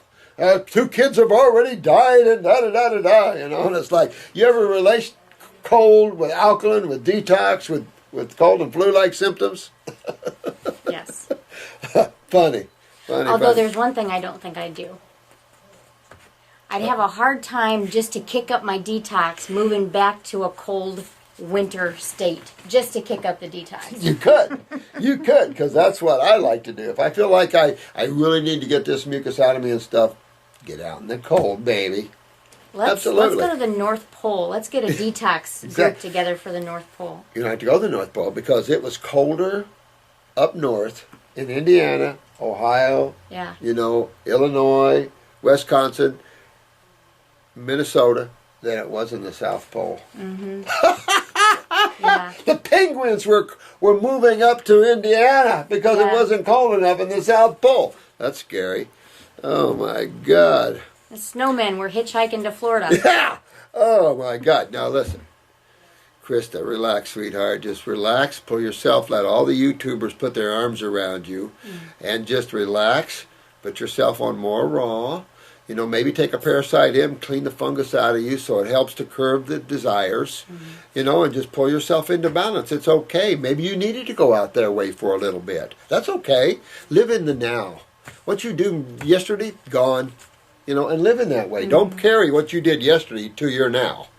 Because that's what we tend to do. We carry our memories and our past. And then when you're detoxing, that has to come out. Because it's part of your obstruction to consciousness, to health, to everything else. So thoughts are as big as of obstruction as desires, as feelings, as acids. So all this is a major move on the human psyche to detox. It's part of your journey. Part of your journey. Part of your journey. And sometimes maybe that journey, maybe you went through emotional detox and you had to sit over there for a little while. Okay. Pull yourself back, sweetheart. That's all you got to do. Don't beat yourself up. My symptoms are coming back. Lower back pain, it's kidneys, of course, right? My monthly cycle has returned, which I have not had since last April. Well, that's not a bad thing, though, honey. That's not a bad thing. In fact, that is showing that you had some pituitary interruption of ovarian menses. So that could be a good thing, I think. You know, finish up the right way. My hair is falling out again. Well, that's not good. But, I mean, again, one of two ways. You're either getting more acidic and you're losing hair from that, or your hair is just falling out because it was old and broken down and you'll have new growth coming in behind it. I mean, that's that's what happens, especially with hair. It gets old and wants to die off and you get new growth behind it. I mean, you know, but you want to inspire upper circuit, brain and nerve if you got the funds to do that. If not, do whatever you can. Hot and cold showers to the head, massages to the head, work on the neurolymphatics, clean everything down below, get your kidneys filtering. Yep. You know, all those things that you guys know to be true. I'm starting to feel insecure about myself. That's the adrenals. It's also parathyroid, thyroid. Be careful about that. You don't have to feel insecure. You're a beautiful woman. I've gained a decent amount of weight back. I'm starting to have body odor again. Sounds like you've been eating on the animal side again. My vitiligo has not spread, but I fear for the worst if I continue. Well, that's true. Till you actually, can I use the word cure or rebuild tissue? It's always prone to go back at a certain point if you go back to the acid side of life. If you really rebuild it, it'll take a long time for anything to go back. You'd have to have years and years and years to go back. But if you stop in the middle or in the beginning, you're going to go back. Because you didn't rebuild. You didn't completely get that. You stopped and then you toxified yourself again. Please help, I need advice. Do you think it is possible that I reversed all the healing I did? No, just like what you just said. It's a good case of what you just said. You don't go back. Well, I won't say that. You could. If you sat there and you went way over on Hellville side, you started eating the dead animals and the milks and all that stuff, yeah, if you didn't detox long enough, you could fill yourself right back up. You could. But your awareness of where you're at right now is going to be your benefit. You know. Good point. You just need to put things in place, practices in place. This is more habit than anything. And we just need to, you went back for 2 months? Great. Consider it a vacation, whatever you want to look at it, a learning experience, whatever you need to look at it. But it's now where you got to turn that around and start walking that road again and doing what you can. Set up some accountability with yourself. Get someone to do this with you to make it easier. Find some support. However you need to do it. Your awareness, though, is got you ahead of the game because you're aware of it. Exactly. I love what you just said, and that's exactly right. You already have the awareness. You have to get, and that's why I talk about the mind and the emotions. These are bodies that can tug on you, who know the truth, can tug on you because these are conditioned bodies. Your mind is like records in grooves, and those old thoughts of the past come up and pull you to itself. Oh, I got to have that desire thing. It isn't you, it's your bodies. That's why I'm always preaching to get beyond your bodies so you're in control.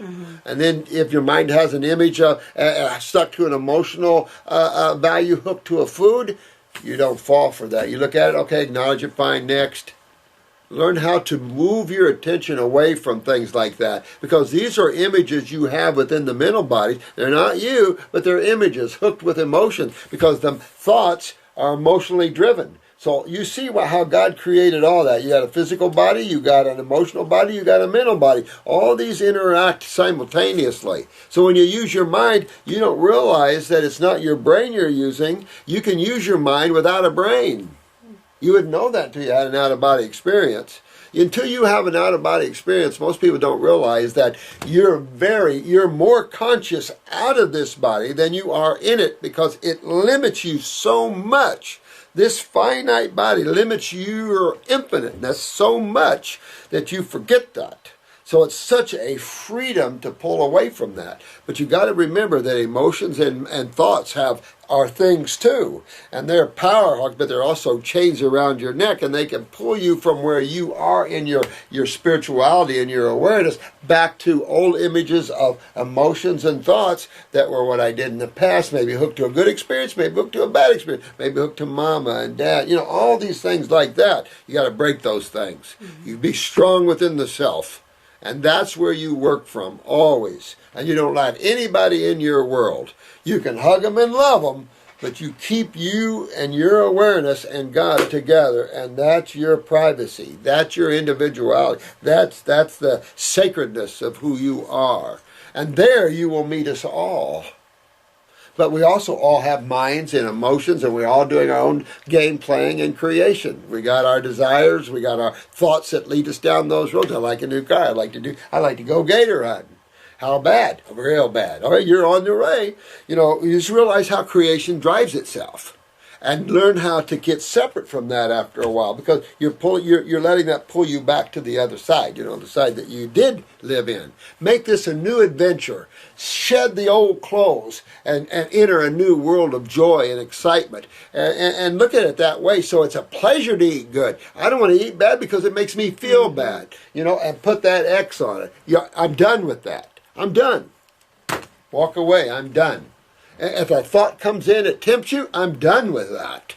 That's your mind coming in going, but try this. It's that sort of thing. And if we focus on the temptation rather than the goal of where we want to be, that temptation grows and grows and becomes bigger and bigger. It's a living thing. Exactly. Why? Because your mind, that's your attention. Remember I talked to you earlier in the video, just what we're talking about here. And you brought up an excellent point.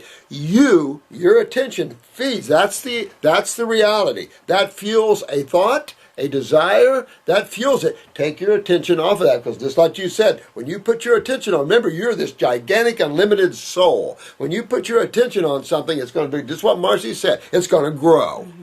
Right? Yep. That's a good point, Marcy, you made. Excellent point. Take your attention off of it. Go smell some flowers or do something, and come back with a breath of power and strength and enter into that. Mm-hmm. Or go visit a friend. Anything it would take to get back to where I was if I start all again. Forget about where you were. Start right now. It doesn't matter. Keep going down the road, dear. Get any good ripe fruit, which do everything you can. In the winter, sweetheart, you do everything you can. And do your best. Mm-hmm. It's all you can ask. All can be done. And or move. Don't focus on the 2 months that you are off. Focus on the 5 months or however long that you did the grapes. Exactly. And just don't even worry about it. Mm-hmm. Dear Dr. Morse, you did a case study on my mother. Oh, yeah, Margie. YouTube video 211. She has been eating fruits, berries, and melons with a very little vegetables, including beets. Ooh, good. Only because she loves them. Well, the beets, I'm for that. Mm-hmm. That's kidney and liver. So, hooray for Mom. Perfect, Mom. I'm glad you love them. Since the beginning of December, 3 days ago, she woke up with a fever blister she says is deep on the inside of her mouth. I have been putting tea tree oil on it. It's going away. This morning, Sunday, 1/5/14, she woke up with a knot the size of a grape at the collarbone where it meets the sternum. The point that sticks out on us. It's hard and hurts to the touch, but no color change from her skin. Is this a clogged adrenal? That sounds like a lymphatic pressure point to me. You have them absolutely right here and right here. Absolutely. But here's the thing: these are healing crises, coming up, going away, coming up, going away. Fever, blister, that's herpes. These are acids. These are proteolytic virals. Up, down. These are places that she has problems. Everywhere you see is places she has problems, and you're going to see up and going in swelling, tumors, lymph nodes, lymphatic spots, neural lymphatic points, maybe even. You're going to see that up and down. This is the time not for her to stop her diet. Right. This is the time where you don't want to stop and you want to keep your mom driving her car to Wellville, because this has to go up, but it needs to come back down, and it'll probably pop up somewhere else.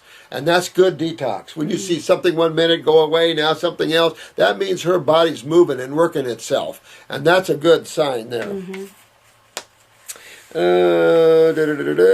But the kidneys and adrenals, you hit it right on the head. That's the spot. Adrenals turn on kidneys. Jen took a whole bunch of stuff off about the adrenals and steroids and kidney function and stuff, and so I'm going to try to put it together for these guys to show the relationship more of the adrenals affecting kidney function and stuff like that. But I tell you what, the neurolymphatic spots down the spine and, like you said, across this sternum here, ow! That's what you want to do, is do these spots like this and down the back. Make sure her kidneys are filtering or work on it. Your mom's going to probably have a big filtration problem. The older we get, the more of a problem we have. More time on the rock. Yeah. Should I rub it or it will drain? It will drain. Is it under the skin? Absolutely. It's subcutaneously probably. Probably near the lymph nodes even. And she woke with a hot spot on the top of her right leg between her knee and foot. Kind of pinkish, a little swollen. See what I'm saying? Good detox is when you see your body moving and breathing to the cleansing process. Swelling going up, going down. Things coming up, going down. Mucus being discharged. Things like this. This is just good detox.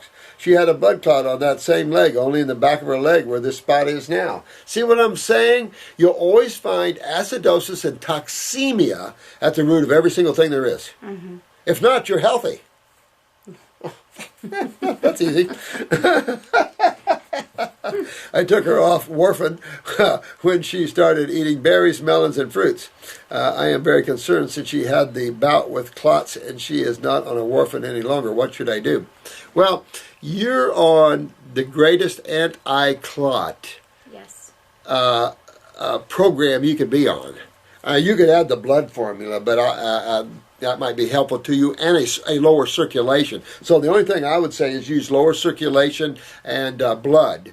But I can just tell you that the foods you want to eat when you've had post-blood clots, or you've had post-MIs, which is heart attacks or strokes, is your fruits and your berries. You don't want veggies. No, vitamin K and P and all that crap. You don't want your veggies. You want your fruits and you want your berries and you want your melons. They're the highest in flavonoids, which is your vitamin C complexes, and they are the greatest anti-inflammatories. They keep the blood not thin, not thick, perfect. It's about pHs, not about thin or thickness. It's about toxemia, acids, pH factors. And you're getting, those are the only foods to pull the human pH factor of the blood into balance, clean out all the crap, but then you're cleaning the kidneys, which affect the blood, cleaning the liver, which affects the blood, cleaning the spleen, which directly affects the blood. You're cleaning all the other parts which directly affect the blood. But you always know that when you clot, you're lowered your pHs of your blood. Because acids coagulate fluids, dehydrates and coagulate fluids. So you notice you're doing just right with your mom. Because warfarin doesn't stop all this, and it's a negative effect. I can't remember all the side effects of warfarin, but... Well, not only that, if she's doing the fruits, she's doing the number one thing that she could do, but the number two thing she could do is if she's even adding any of the herbs in, herbs alkalize also. You're hitting it two punch, 1, 2. You're doing all the herbs for the blood and for circulation. You're keeping the blood's pH at its perfect pH factor with the fruits and the berries and the melons. Any of the gnarly microbes are going to be cleaned anyway, but they're just in there because of all the other crap that's in the blood as well. So you'll see the blood cleaning itself. But again, go to the spleen, clean the spleen. That's where you clean the blood into the lymph. You're going to get your lymph going because at various places you have the interaction. So you're just going to clean the whole body no matter what. I had a doctor the other day that wanted to give me heparin. And I told her no, I did not want the heparin. And she said, well, it's going to help keep the blood thin and help things from clotting. And I said, I'm on fruits, melons, and berries, which she kind of crossed her eyes when I said that. But I said, I'm also taking a bunch of herbs which alkalize and already keep my blood where it needs to be. Yeah. And before I left, she told the nurse she doesn't need the heparin. She heard me, which I was very excited about.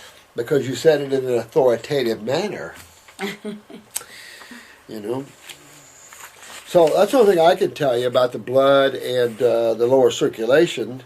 And blessing. Oh, this is from Linda. Hi, Linda.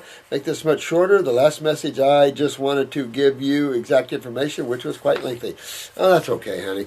You know what? Thanks, Linda. And I appreciate it. I hope Mom's doing well. But I see just healing crisis popping out where her problems are. It's where you're going to see the problems. Yep. Where you don't have problems, you're not going to see any problems. But where your problems are, you're going to see some expression like the swelling up here. This could have been a tumor underneath, or something could forming a tumor in the future. You never know.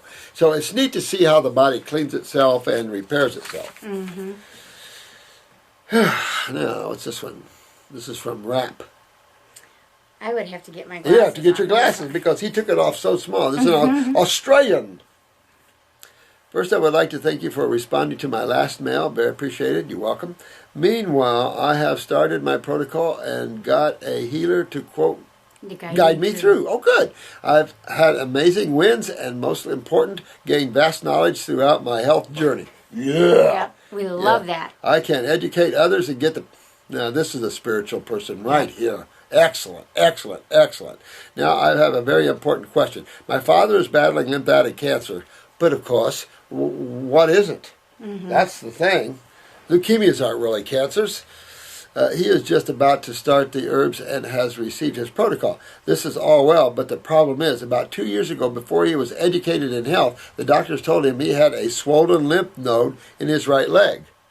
So they cut it out. And people just don't have enough. People just don't have enough awareness of the lymph system to know what that means and to know, whoops, I'm in trouble. Yep. And if anything, if we, all of us together, can give the world anything, it's the awareness of the lymph system. And how the kidneys control that, if anything, the present of Santa Claus to this planet. Where am I? Oh, yeah.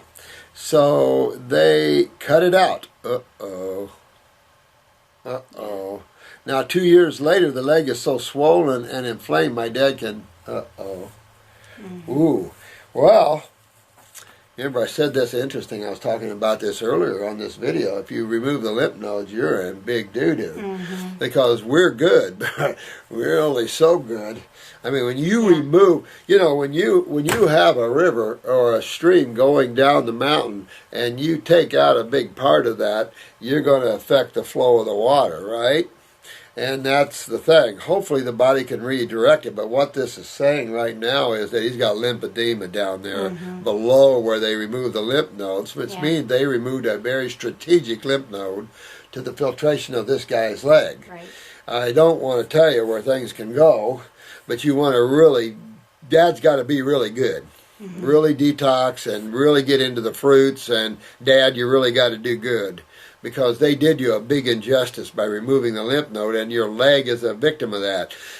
Nobody ever removes a septic tank at their house when it's full. And that's just what happened to you. The same analogy. Your septic tank was removed, that all the little people living down below is still producing sewage that can't go anywhere. Yeah. And that's the problem. No one removes septic tanks except medical doctors. It's sickening. And this is just another case. And I've given you some other cases that is sickening and vomitous when they remove kidneys or lymph nodes and do not fix that. That's you're going to remove a lymph node, tie the lymph vessels back. Oh, my God. Oh, so many people that they have swollen lymph nodes, which is the body doing. It's just clogged. It's just clogged. But the doctors want to take them out to biopsy them, and they remove them and then come back and say, you're clear, you're free. Yeah. But look at what they just caused. Exactly. And here's this question. So my question is, where does that part of the body that has a missing lymph node now filter? It doesn't. That's why your dad's leg's red and swollen. It's not going anywhere. It's building. That's what tumors and that's what cysts are. But that's also what swelling and enlargement, hypertrophy is. It's like Dad's in trouble here, down there, and you just got to get totally raw, use the herbs, astringents, and hope fully. And if you get raw enough, our hope is when you have lymph nodes removed or destroyed, they will rebuild. Yeah. Because other than rebuilding a lymph node or the lymph vessels developing a new pathway, so Dad's got to be all raw, and you got to really work your best you can. You might get some sequential leg pumps or socks or things that'll help with that, but these guys did your dad wrong. Does my dad have a fighting chance still, even with a missing lymph node? Absolutely. Oh, I wouldn't count it out, but that leg might be a problem. You know, worst case scenario. I would try and do some massages. Remember, you have miles and miles and miles of lymphatic vessels. It sounds like they took out a major one, but that does not mean that you can't get some of that drained if you're pushing it in the right direction and trying to manually stimulate and manipulate that. But it also goes back to even a bigger thing, too, is the kidneys. So, you know, your dad lost his kidney filtration. You get that going, too. While you're doing the massages, you get the kidney filtration, you get the adrenals. Everything you know to be true, you're going to go into your dad and work on this. Yep. I mean, only worst case scenario, they could have his leg amputated below that. That would be horrible. But he'd still be alive. But let's just see where that goes and what you're able to do with your dad. Right. You know, and you just keep working that and working that. You got to look at all of this and what's going on. It'll all start making sense after a while when you understand sewage, septic tanks, acids, lymph systems, stuff like this starts making itself very clear what man's up against. And these cases, like your dad, are cases that show others just why you don't remove lymph nodes. You clean them out. You just can't remove lymph nodes and think, oh, no big deal. So I was talking about the Dr. Poe and Dr. Brenda, who's a veterinarian that works with him, took this big lymph node out of this pit bull's neck or something. Oh, let me dissect and see if there's anything wrong with it. Why is it swollen? I thought that just showed stupidity on her part of what lymph nodes and the lymph system is. I don't blame her. I blame our educational system. Yes. We have our heads, even in the educational system, ducked. So even though we're prizing our intellectualism and our academics, look how stupid we are. Well, you have to balance everything. I just said this to a client. You have to balance everything on truth. I can go and I can get a degree in mathematics, but if the professor taught me that 2 + 2 = 5, what good is that degree going to do me? It has to be balanced on truth. Information has to be balanced on truth. If it's not truth, it's not doing you any good. So if you've got doctors out there learning about the body, but they're not learning it correctly, what good is that going to do to you as their patient? Absolutely, 100%. That's it in a nutshell. Please, does my dad have a fighting? Absolutely. Please educate me on this. I really would like to see my dad get better. Dad, me too. Thank you so much. By the way, since discovering you and your teachings, I have nonstop been promoting you to all. Well, you know what? You keep working on yourself, promote yourself too. We're all in this together to get everybody well, to get everybody informed of why you don't. Because your dad is one of millions of victims of lymph node removal. Yes. And look at the one girl that's now in she's brain dead because of that. They were wanting to remove her tonsils with her lymph nodes, and look at the end result of that one. Now the little girl's dead, obviously, and there's, so, I mean, that's the problem. And they needed to do that. And, of course, they didn't fix her by removing the lymph nodes, so she'd have had all types of lymphatic problems anyway. And look at her. She's a little overweight. Shows you adrenals right there, kidneys. That was no-brainer. The lymphatic system, you guys would have fixed her up like that. And look, now she's dead. So it's just this sort of thing that's disgusting, and why we do these videos, why we see what we see, and why we're passionate about helping you guys, because it's just a mess out there. Well, I don't know how old some of these are. I've got so much here, guys. I apologize. I have so much paperwork, guys. I'm so sorry. but I don't even know which is which and which is not. Here's one from Daniel. Thank you for all you do. I have a quick question about ketosis pilaris, or keratosis pilaris, or commonly referred to as chicken skin and rosacea. Yeah, this is a fairly new one up, I think. It's basically those weird-looking small bumps on the upper arms mixed in with rosacea. Doesn't matter. You know, it's all limped, and all that implies. Whether you have little creatures in there helping you try to chew some of this garbage up or what. Doesn't matter the expressions you get on the outside. This is all lymphatics. I had rosacea really, really bad until I finally understood what it was. So it's that sort of thing. Use hot and cold compresses on the face. Scrub your face. At the same time, you have to get your sinuses drained, and everybody going down south to the kidneys, or your skin is always going to be the victim. You know, because it's either out the kidneys or out the skin, or, hello, I'm your new roommate. And these roommates aren't fun roommates because they're acids and they always like to hurt you. So that's all that is. But do a hot and cold compress to get real hot, then real cold, scrub that skin. But at the same time, do the neurolymphatics down your back, start cleaning out your head, which means that your GI tract's probably a mess with it, man. Yeah. So you want to get in there and do that, Daniel. You could actually do a baking soda. It's the outside. Remember, you have to go from the inside to clean it. But you could do some baking soda washing and scrubbing. Good. I love those. I do them all the time. You could do that for sure. And internally, you could even put a little quarter teaspoon in a cup of water or something type of thing. But a grape fast would be better. Now, what is a great way to cleanse and release that from my body? Daniel, get on raw foods, get on your fruits. I've done a 2-week green juice fast followed by a 2-week water fast. All right, drop me 40-day grapes. I want a 40-day grape fast from you, Daniel, and I'll bet you'll get rid of most of that during that 40-day grape fast. I prefer not to be eating any fruits. Please let me know. I'd prefer not to be eating any fruits. Oh, Daniel, smack yourself on the hand, my friend. Thank you anyway. I'll tell you what then. Put yourself on a 6-month green juice fast. You need the fruit, Daniel, to get your lymph moving better. At least get on herbs. If you can't do fruits, get up on herbs and do your green juices and get away from your vegetables, period. Do the juices. I would have a question for you. Why do you not want to do the fruits? Yeah, me too. I mean, even look at kids. I have too. I want to know why you don't want to eat me as the sample. Look at kids. Kids are drawn to fruits. They're not drawn to broccoli. Look at this good thing. Well, let me show you this. How could you turn down these blackberries? How could you turn down a blackberry? I think if you look at your reasoning for why you don't want to go to fruits and you look at truth behind that, you may have some false information about why you do not want to do the fruits. I would look at that as a root issue. Agree. Mr. David Greenman, she has ordered from us in the past. Her concern, although we didn't monitor nor affiliation with the Facebook page. Let me see here. This is Brittany. She quoted. Oh no, I already took care of this. Yeah, I took care of this. All right.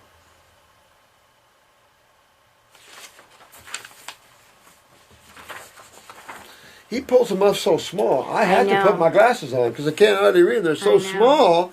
This print is so small, guys, we can't hardly read it. And I think it's the way Chris pulls them off or the way they are on that. This is from Kim. I was trying to email Dr. Morse, but I could not find this email address on his website. I was wanting to ask him about fructose. He says that fructose gets in the cell by diffusion and not by active transport. All the research I have done tells me that fructose has to be taken to the liver. Bull hockey. Disagree with that. And metabolized, not fructose. No way. And you see that on type 1 diabetics to really show you that. And, you know, there's another thought in physiology that fructose must be taken to the liver and converted to glucose. How do you convert a simple sugar to another simple sugar? I mean, that's all stupid stuff, guys.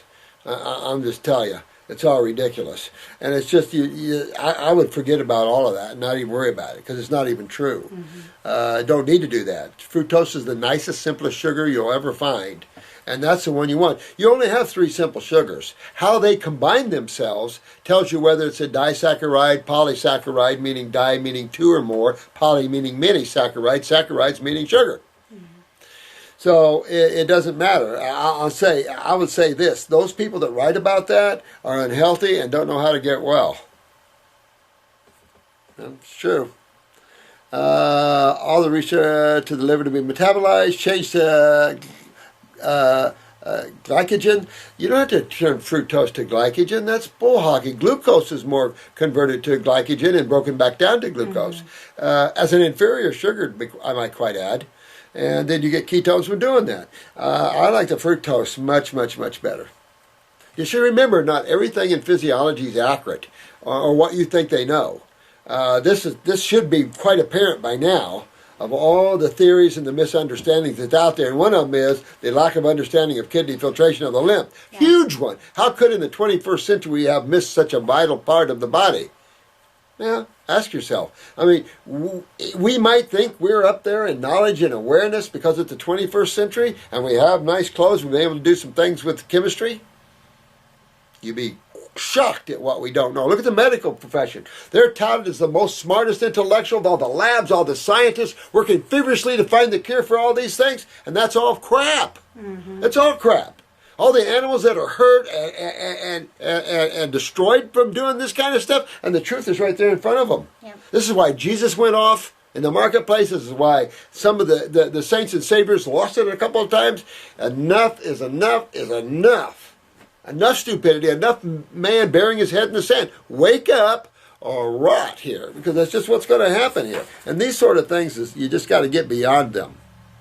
If you think fruits are bad, then you have a whole primate family to fight, because that's their food source, whether they're stuck as omnivores or what. You just don't see any problems with primates that are on fruit diets. You don't. Let's see, change to glycogen, gets converted to glucose, and then released into the blood to be carried. And the reason you see something different on type 1s, where you see insulin need for glucose, you get them off of any glucose and you put them on fructose, what happens to their blood sugar, Marcy?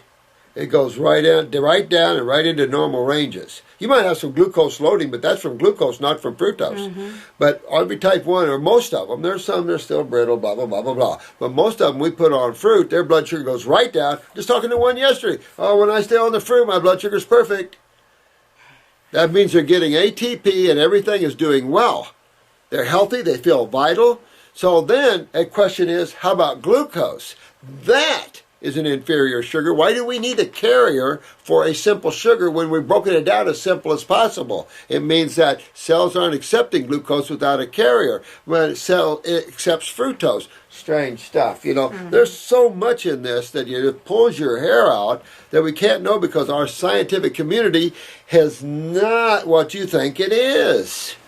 We're still removing lymph nodes on people. We're still doing all these sort of bizarre, dark agey things, and you trust in that kind of information for your sucre or your knowledge, and that's the problem. If you're a type 1 diabetic and you're going along on the fruits and you're doing well, and then you're spiking your sugars, you're either going into a deeper level of detox and hitting another sugar loading issue, or you take a look at your adrenals and what's happening with your adrenals. Maybe emotionally something's happened. Maybe something traumatic has happened. I just had a gentleman in the other day. I don't understand it. My sugars are going up again. We started questioning. Oh, he'd ran out of his adrenals for at least a week. Look at that. His sugars had went from 90, 95 to 130 and 150. Look at that, yeah, adrenals, absolutely. But he'd run out of it. He was a type 1, but he'd run out of it.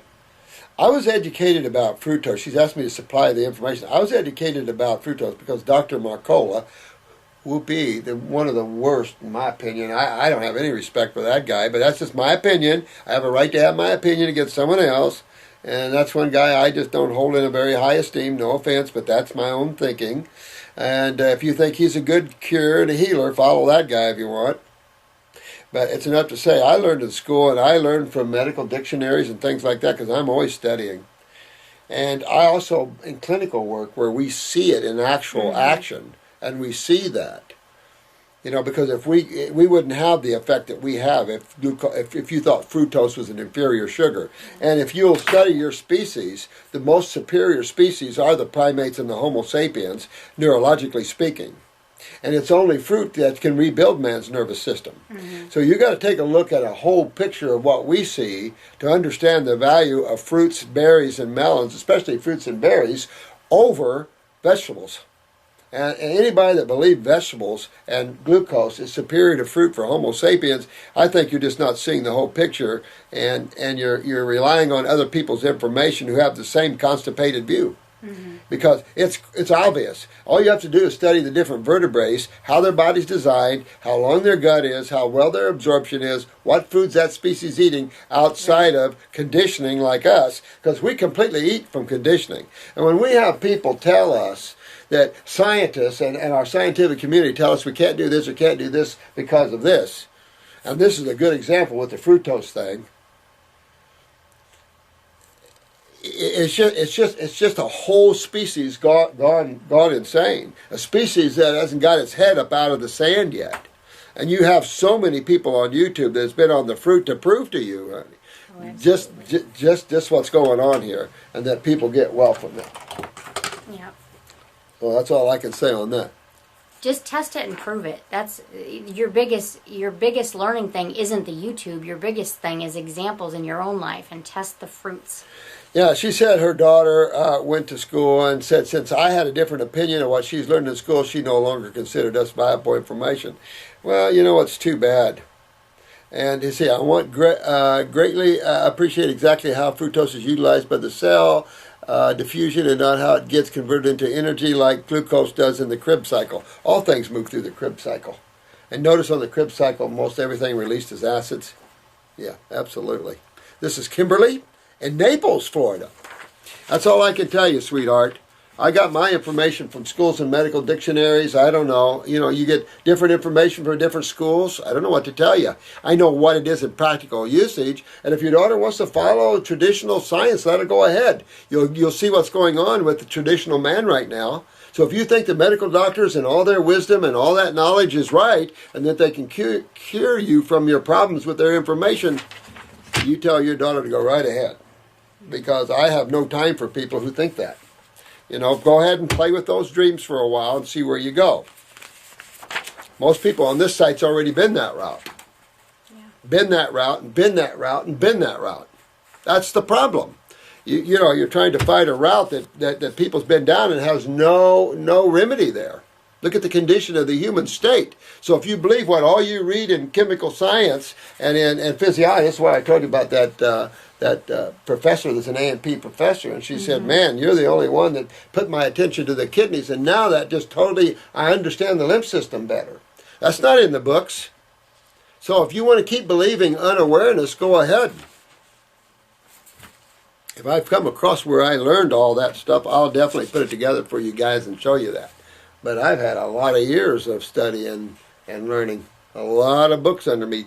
Thousands and thousands of studies I had. That's why I quit studying them, because I don't want pseudo information anymore. Right. We want to see what works on you. We want to see what works on people that come in here in a clinical application of what we're teaching you. And we are the best. You can't get much better than us and all you guys and the YouTubers and all this and getting people to Wellville, because all the people come to us have already been down the medical route, been down the homeopathic route, been down all these other routes, guys. Yeah. And they don't found their way to Wellville.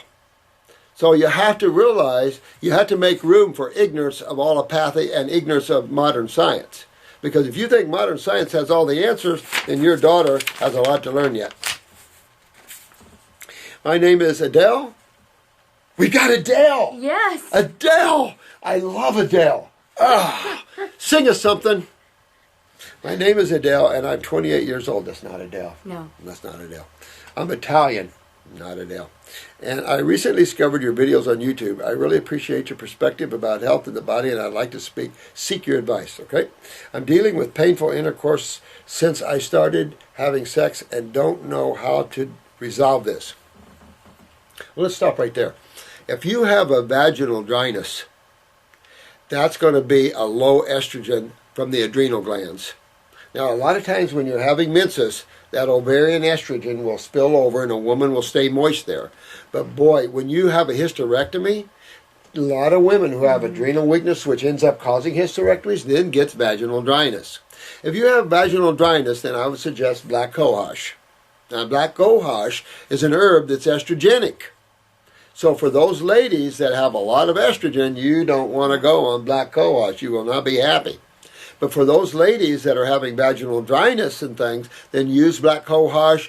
The female reproductive formula is not an estrogenic formula. I don't make an estrogenic formula. You might want to find one on the market that has black cohosh, or just get black cohosh and add about a half a dropper full or a dropper full to your 3 times a day regimen that you're already on if you're on herbs.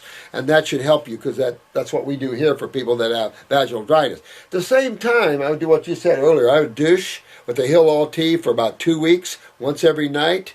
Get yourself, follow the instructions on the bag there, and get yourself a douche bag thing or a hot water bottle. Get in a bathtub, lift the hips, insert, and clean that vaginal canal. At the same time, I'd get my kid, because I can't tell you without looking at your eyes whether you have genetic weakness on the wall, right. But you can tell if you have pain, it's acidosis. Absolutely. And it means that your wall could be real thin.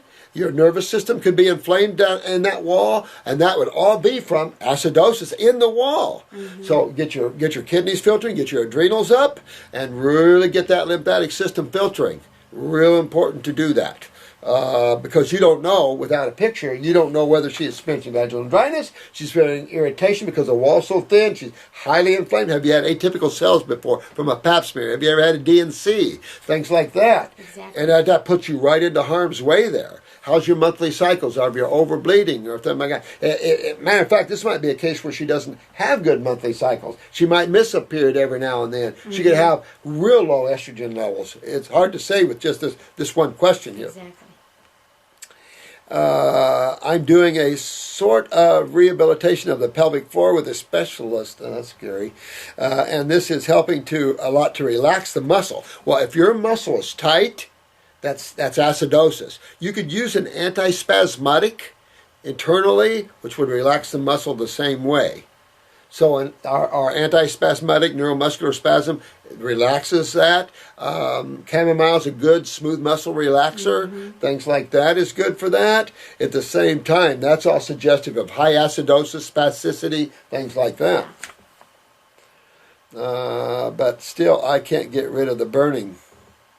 Burning is acids caused by a vulvodynia. All right, so, if you're involving that trouble where the vulva and all that is highly inflamed, you really need to get it deep into because we've seen, Rita was one of them, has been bedridden and couldn't wear clothes for years. I mean, this is not fun for a female, and atrophy of the female area will take place here, and you don't want that. And you'll pop atypical cells or move to cervical or vaginal wall cancers and stuff like that. You want to get to there's no pain, no sensation down there other than good stuff. All right, very important to that because this leads to nowhere very very quickly. Yeah. I was told to. Must have been told I have. Yeah. Yeah.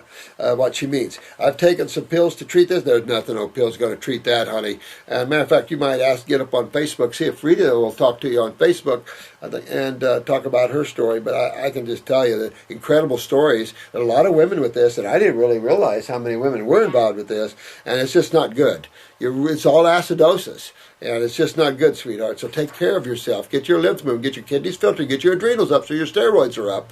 Get all this cleaned up and all this will go away. It's the only way to get rid of this one. With that much acid and stuff down there, you've really got to be careful to get this normalized, get this moving, get these acids out of there because cervical cancer and uterine cancer, all this stuff is down the road if you don't. That's what I see here too. The muscle's too tense. Well, when you got it too tense, you have a spastic muscle, and the spastic muscle is caused from acidosis. The withdrawal of calcium, blah, blah, blah, blah, blah, blah, blah.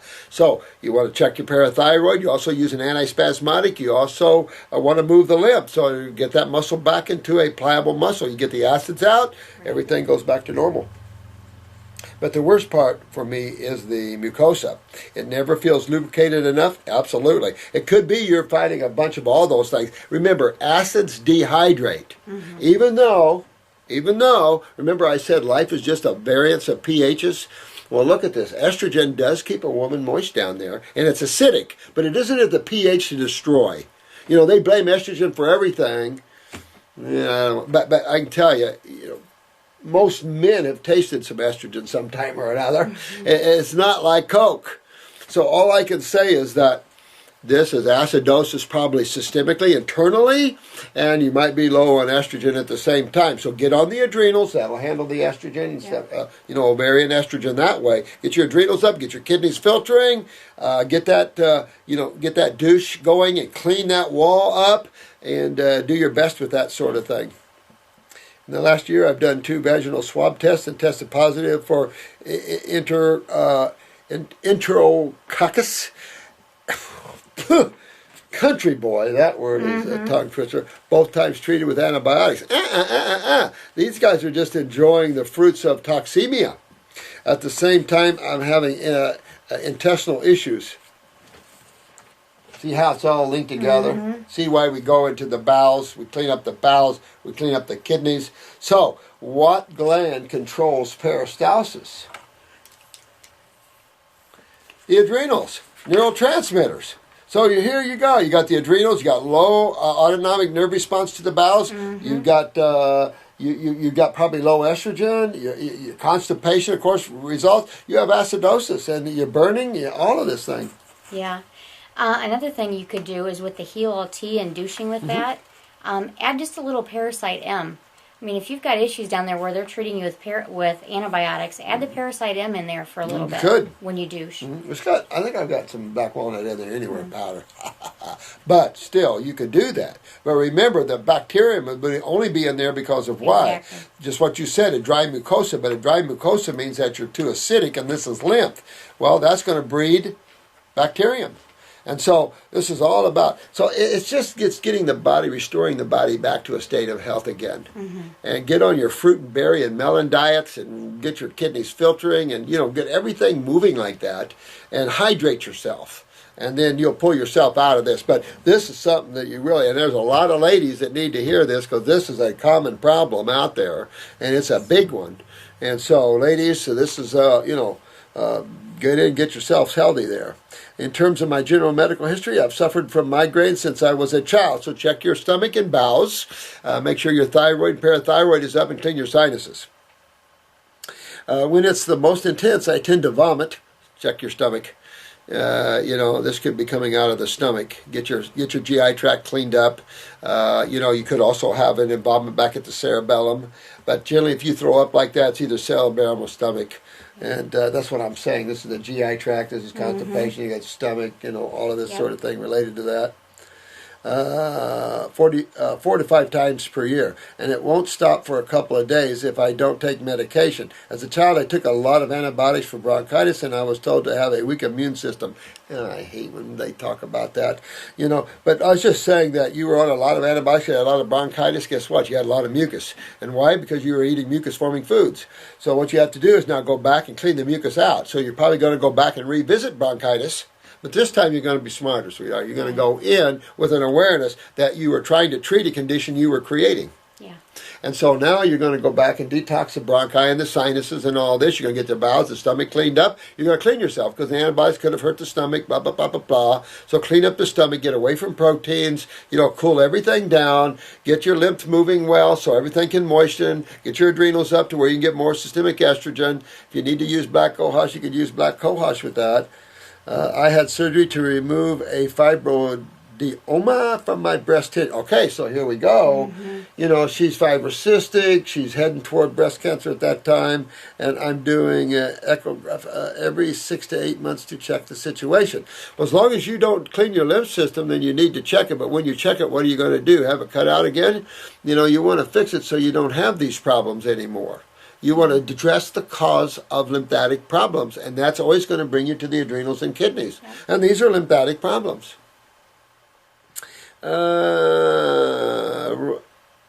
Continue. Okay. Right now, it feels like my body is completely out of balance and stuck.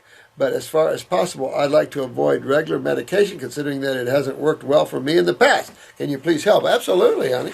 And that is, get yourself into at least an 80-20 through the winter here, raw versus cooked. But I would kick it up a little notch, do the douching like we talked about. If you do have vaginal dryness or just the mucosa's decay and atrophy, you're getting atrophy down there anyway. I hate to put estrogen in on top of a highly acidic area down there. Yeah. And if she has the vulvodyne, then she's probably extremely acidic in this area. You can use Hill tea with a pad as a compress, and you could use other oils. Matter of fact, you could use coconut oil or castor oil on a pad and put it down in the female area and let that, because oils are antacid, anti-inflammatory, just on the outer there to help you a little bit. You could do that. A few of these things will help in the process of you getting well. Right. And that's the best way to do that. And I think we're going to end with that one because we have so many, we'd be here forever. And I haven't had lunch, and it's 2 o'clock. 2 o'clock. What do you think? I think my stomach's going to speak for this one.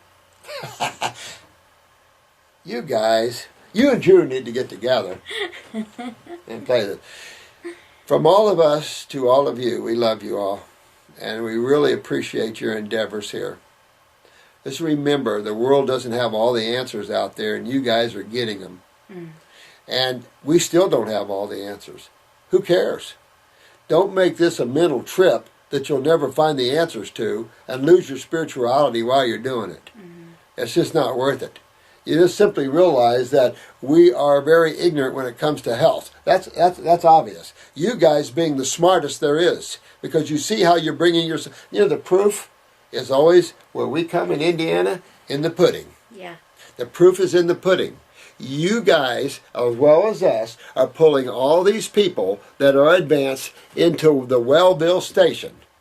And when you can do that, it doesn't matter what your A and B books say. It doesn't matter what your medical doctors say. It doesn't matter what this book says or that book says, because you're living proof that you can take someone out of Hellville and bring them back to Wellville. When you can do that, then you want to look at the modus operandi. Why did you use raw to pull someone healthy? Why did you use the herbs to pull someone healthy? Does that thing that we're focusing on what's causing the problem? Absolutely. Yeah. So you guys are getting more causative aware, you're getting more spiritually aware, and don't let the mind trick you and fool you and then carry you on to ideas like the fructose idea that has no remedy because there's too much disagreement.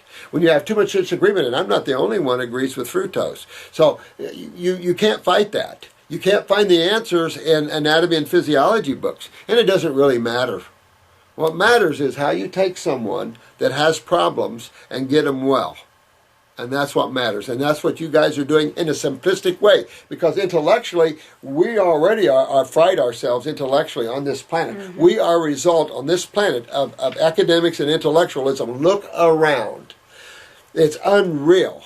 There's so much ego and narcissism among politicians and medical doctors, among the educated, that the rest of us poor little people, you know, and that's not, we take our rightful place. We are each souls. We each come out of the gigantic Godhead. You're all beautiful people. We're just lost in our awareness of how to be well. And we've had no one really helping us. Little bits and pieces. Oh, Jesus tried to help, Buddha, all these people dropped hints. No one really picked up on them. Now we're picking up on them because you have to. The bodies are suffering so bad, mutated so bad. We got to roll up our sleeves, and God's making us go to the very reality of it. And it's essential, and it's important, it's needed. So don't let that trip you up. We love you all. You have fun whenever. I don't know when Chris is going to get this one up, but we love you, and we hope that this new year you're going to find your remedies and find your health. Make 2014 your adventure. Coming from an adventurous woman. Thank you. Love you.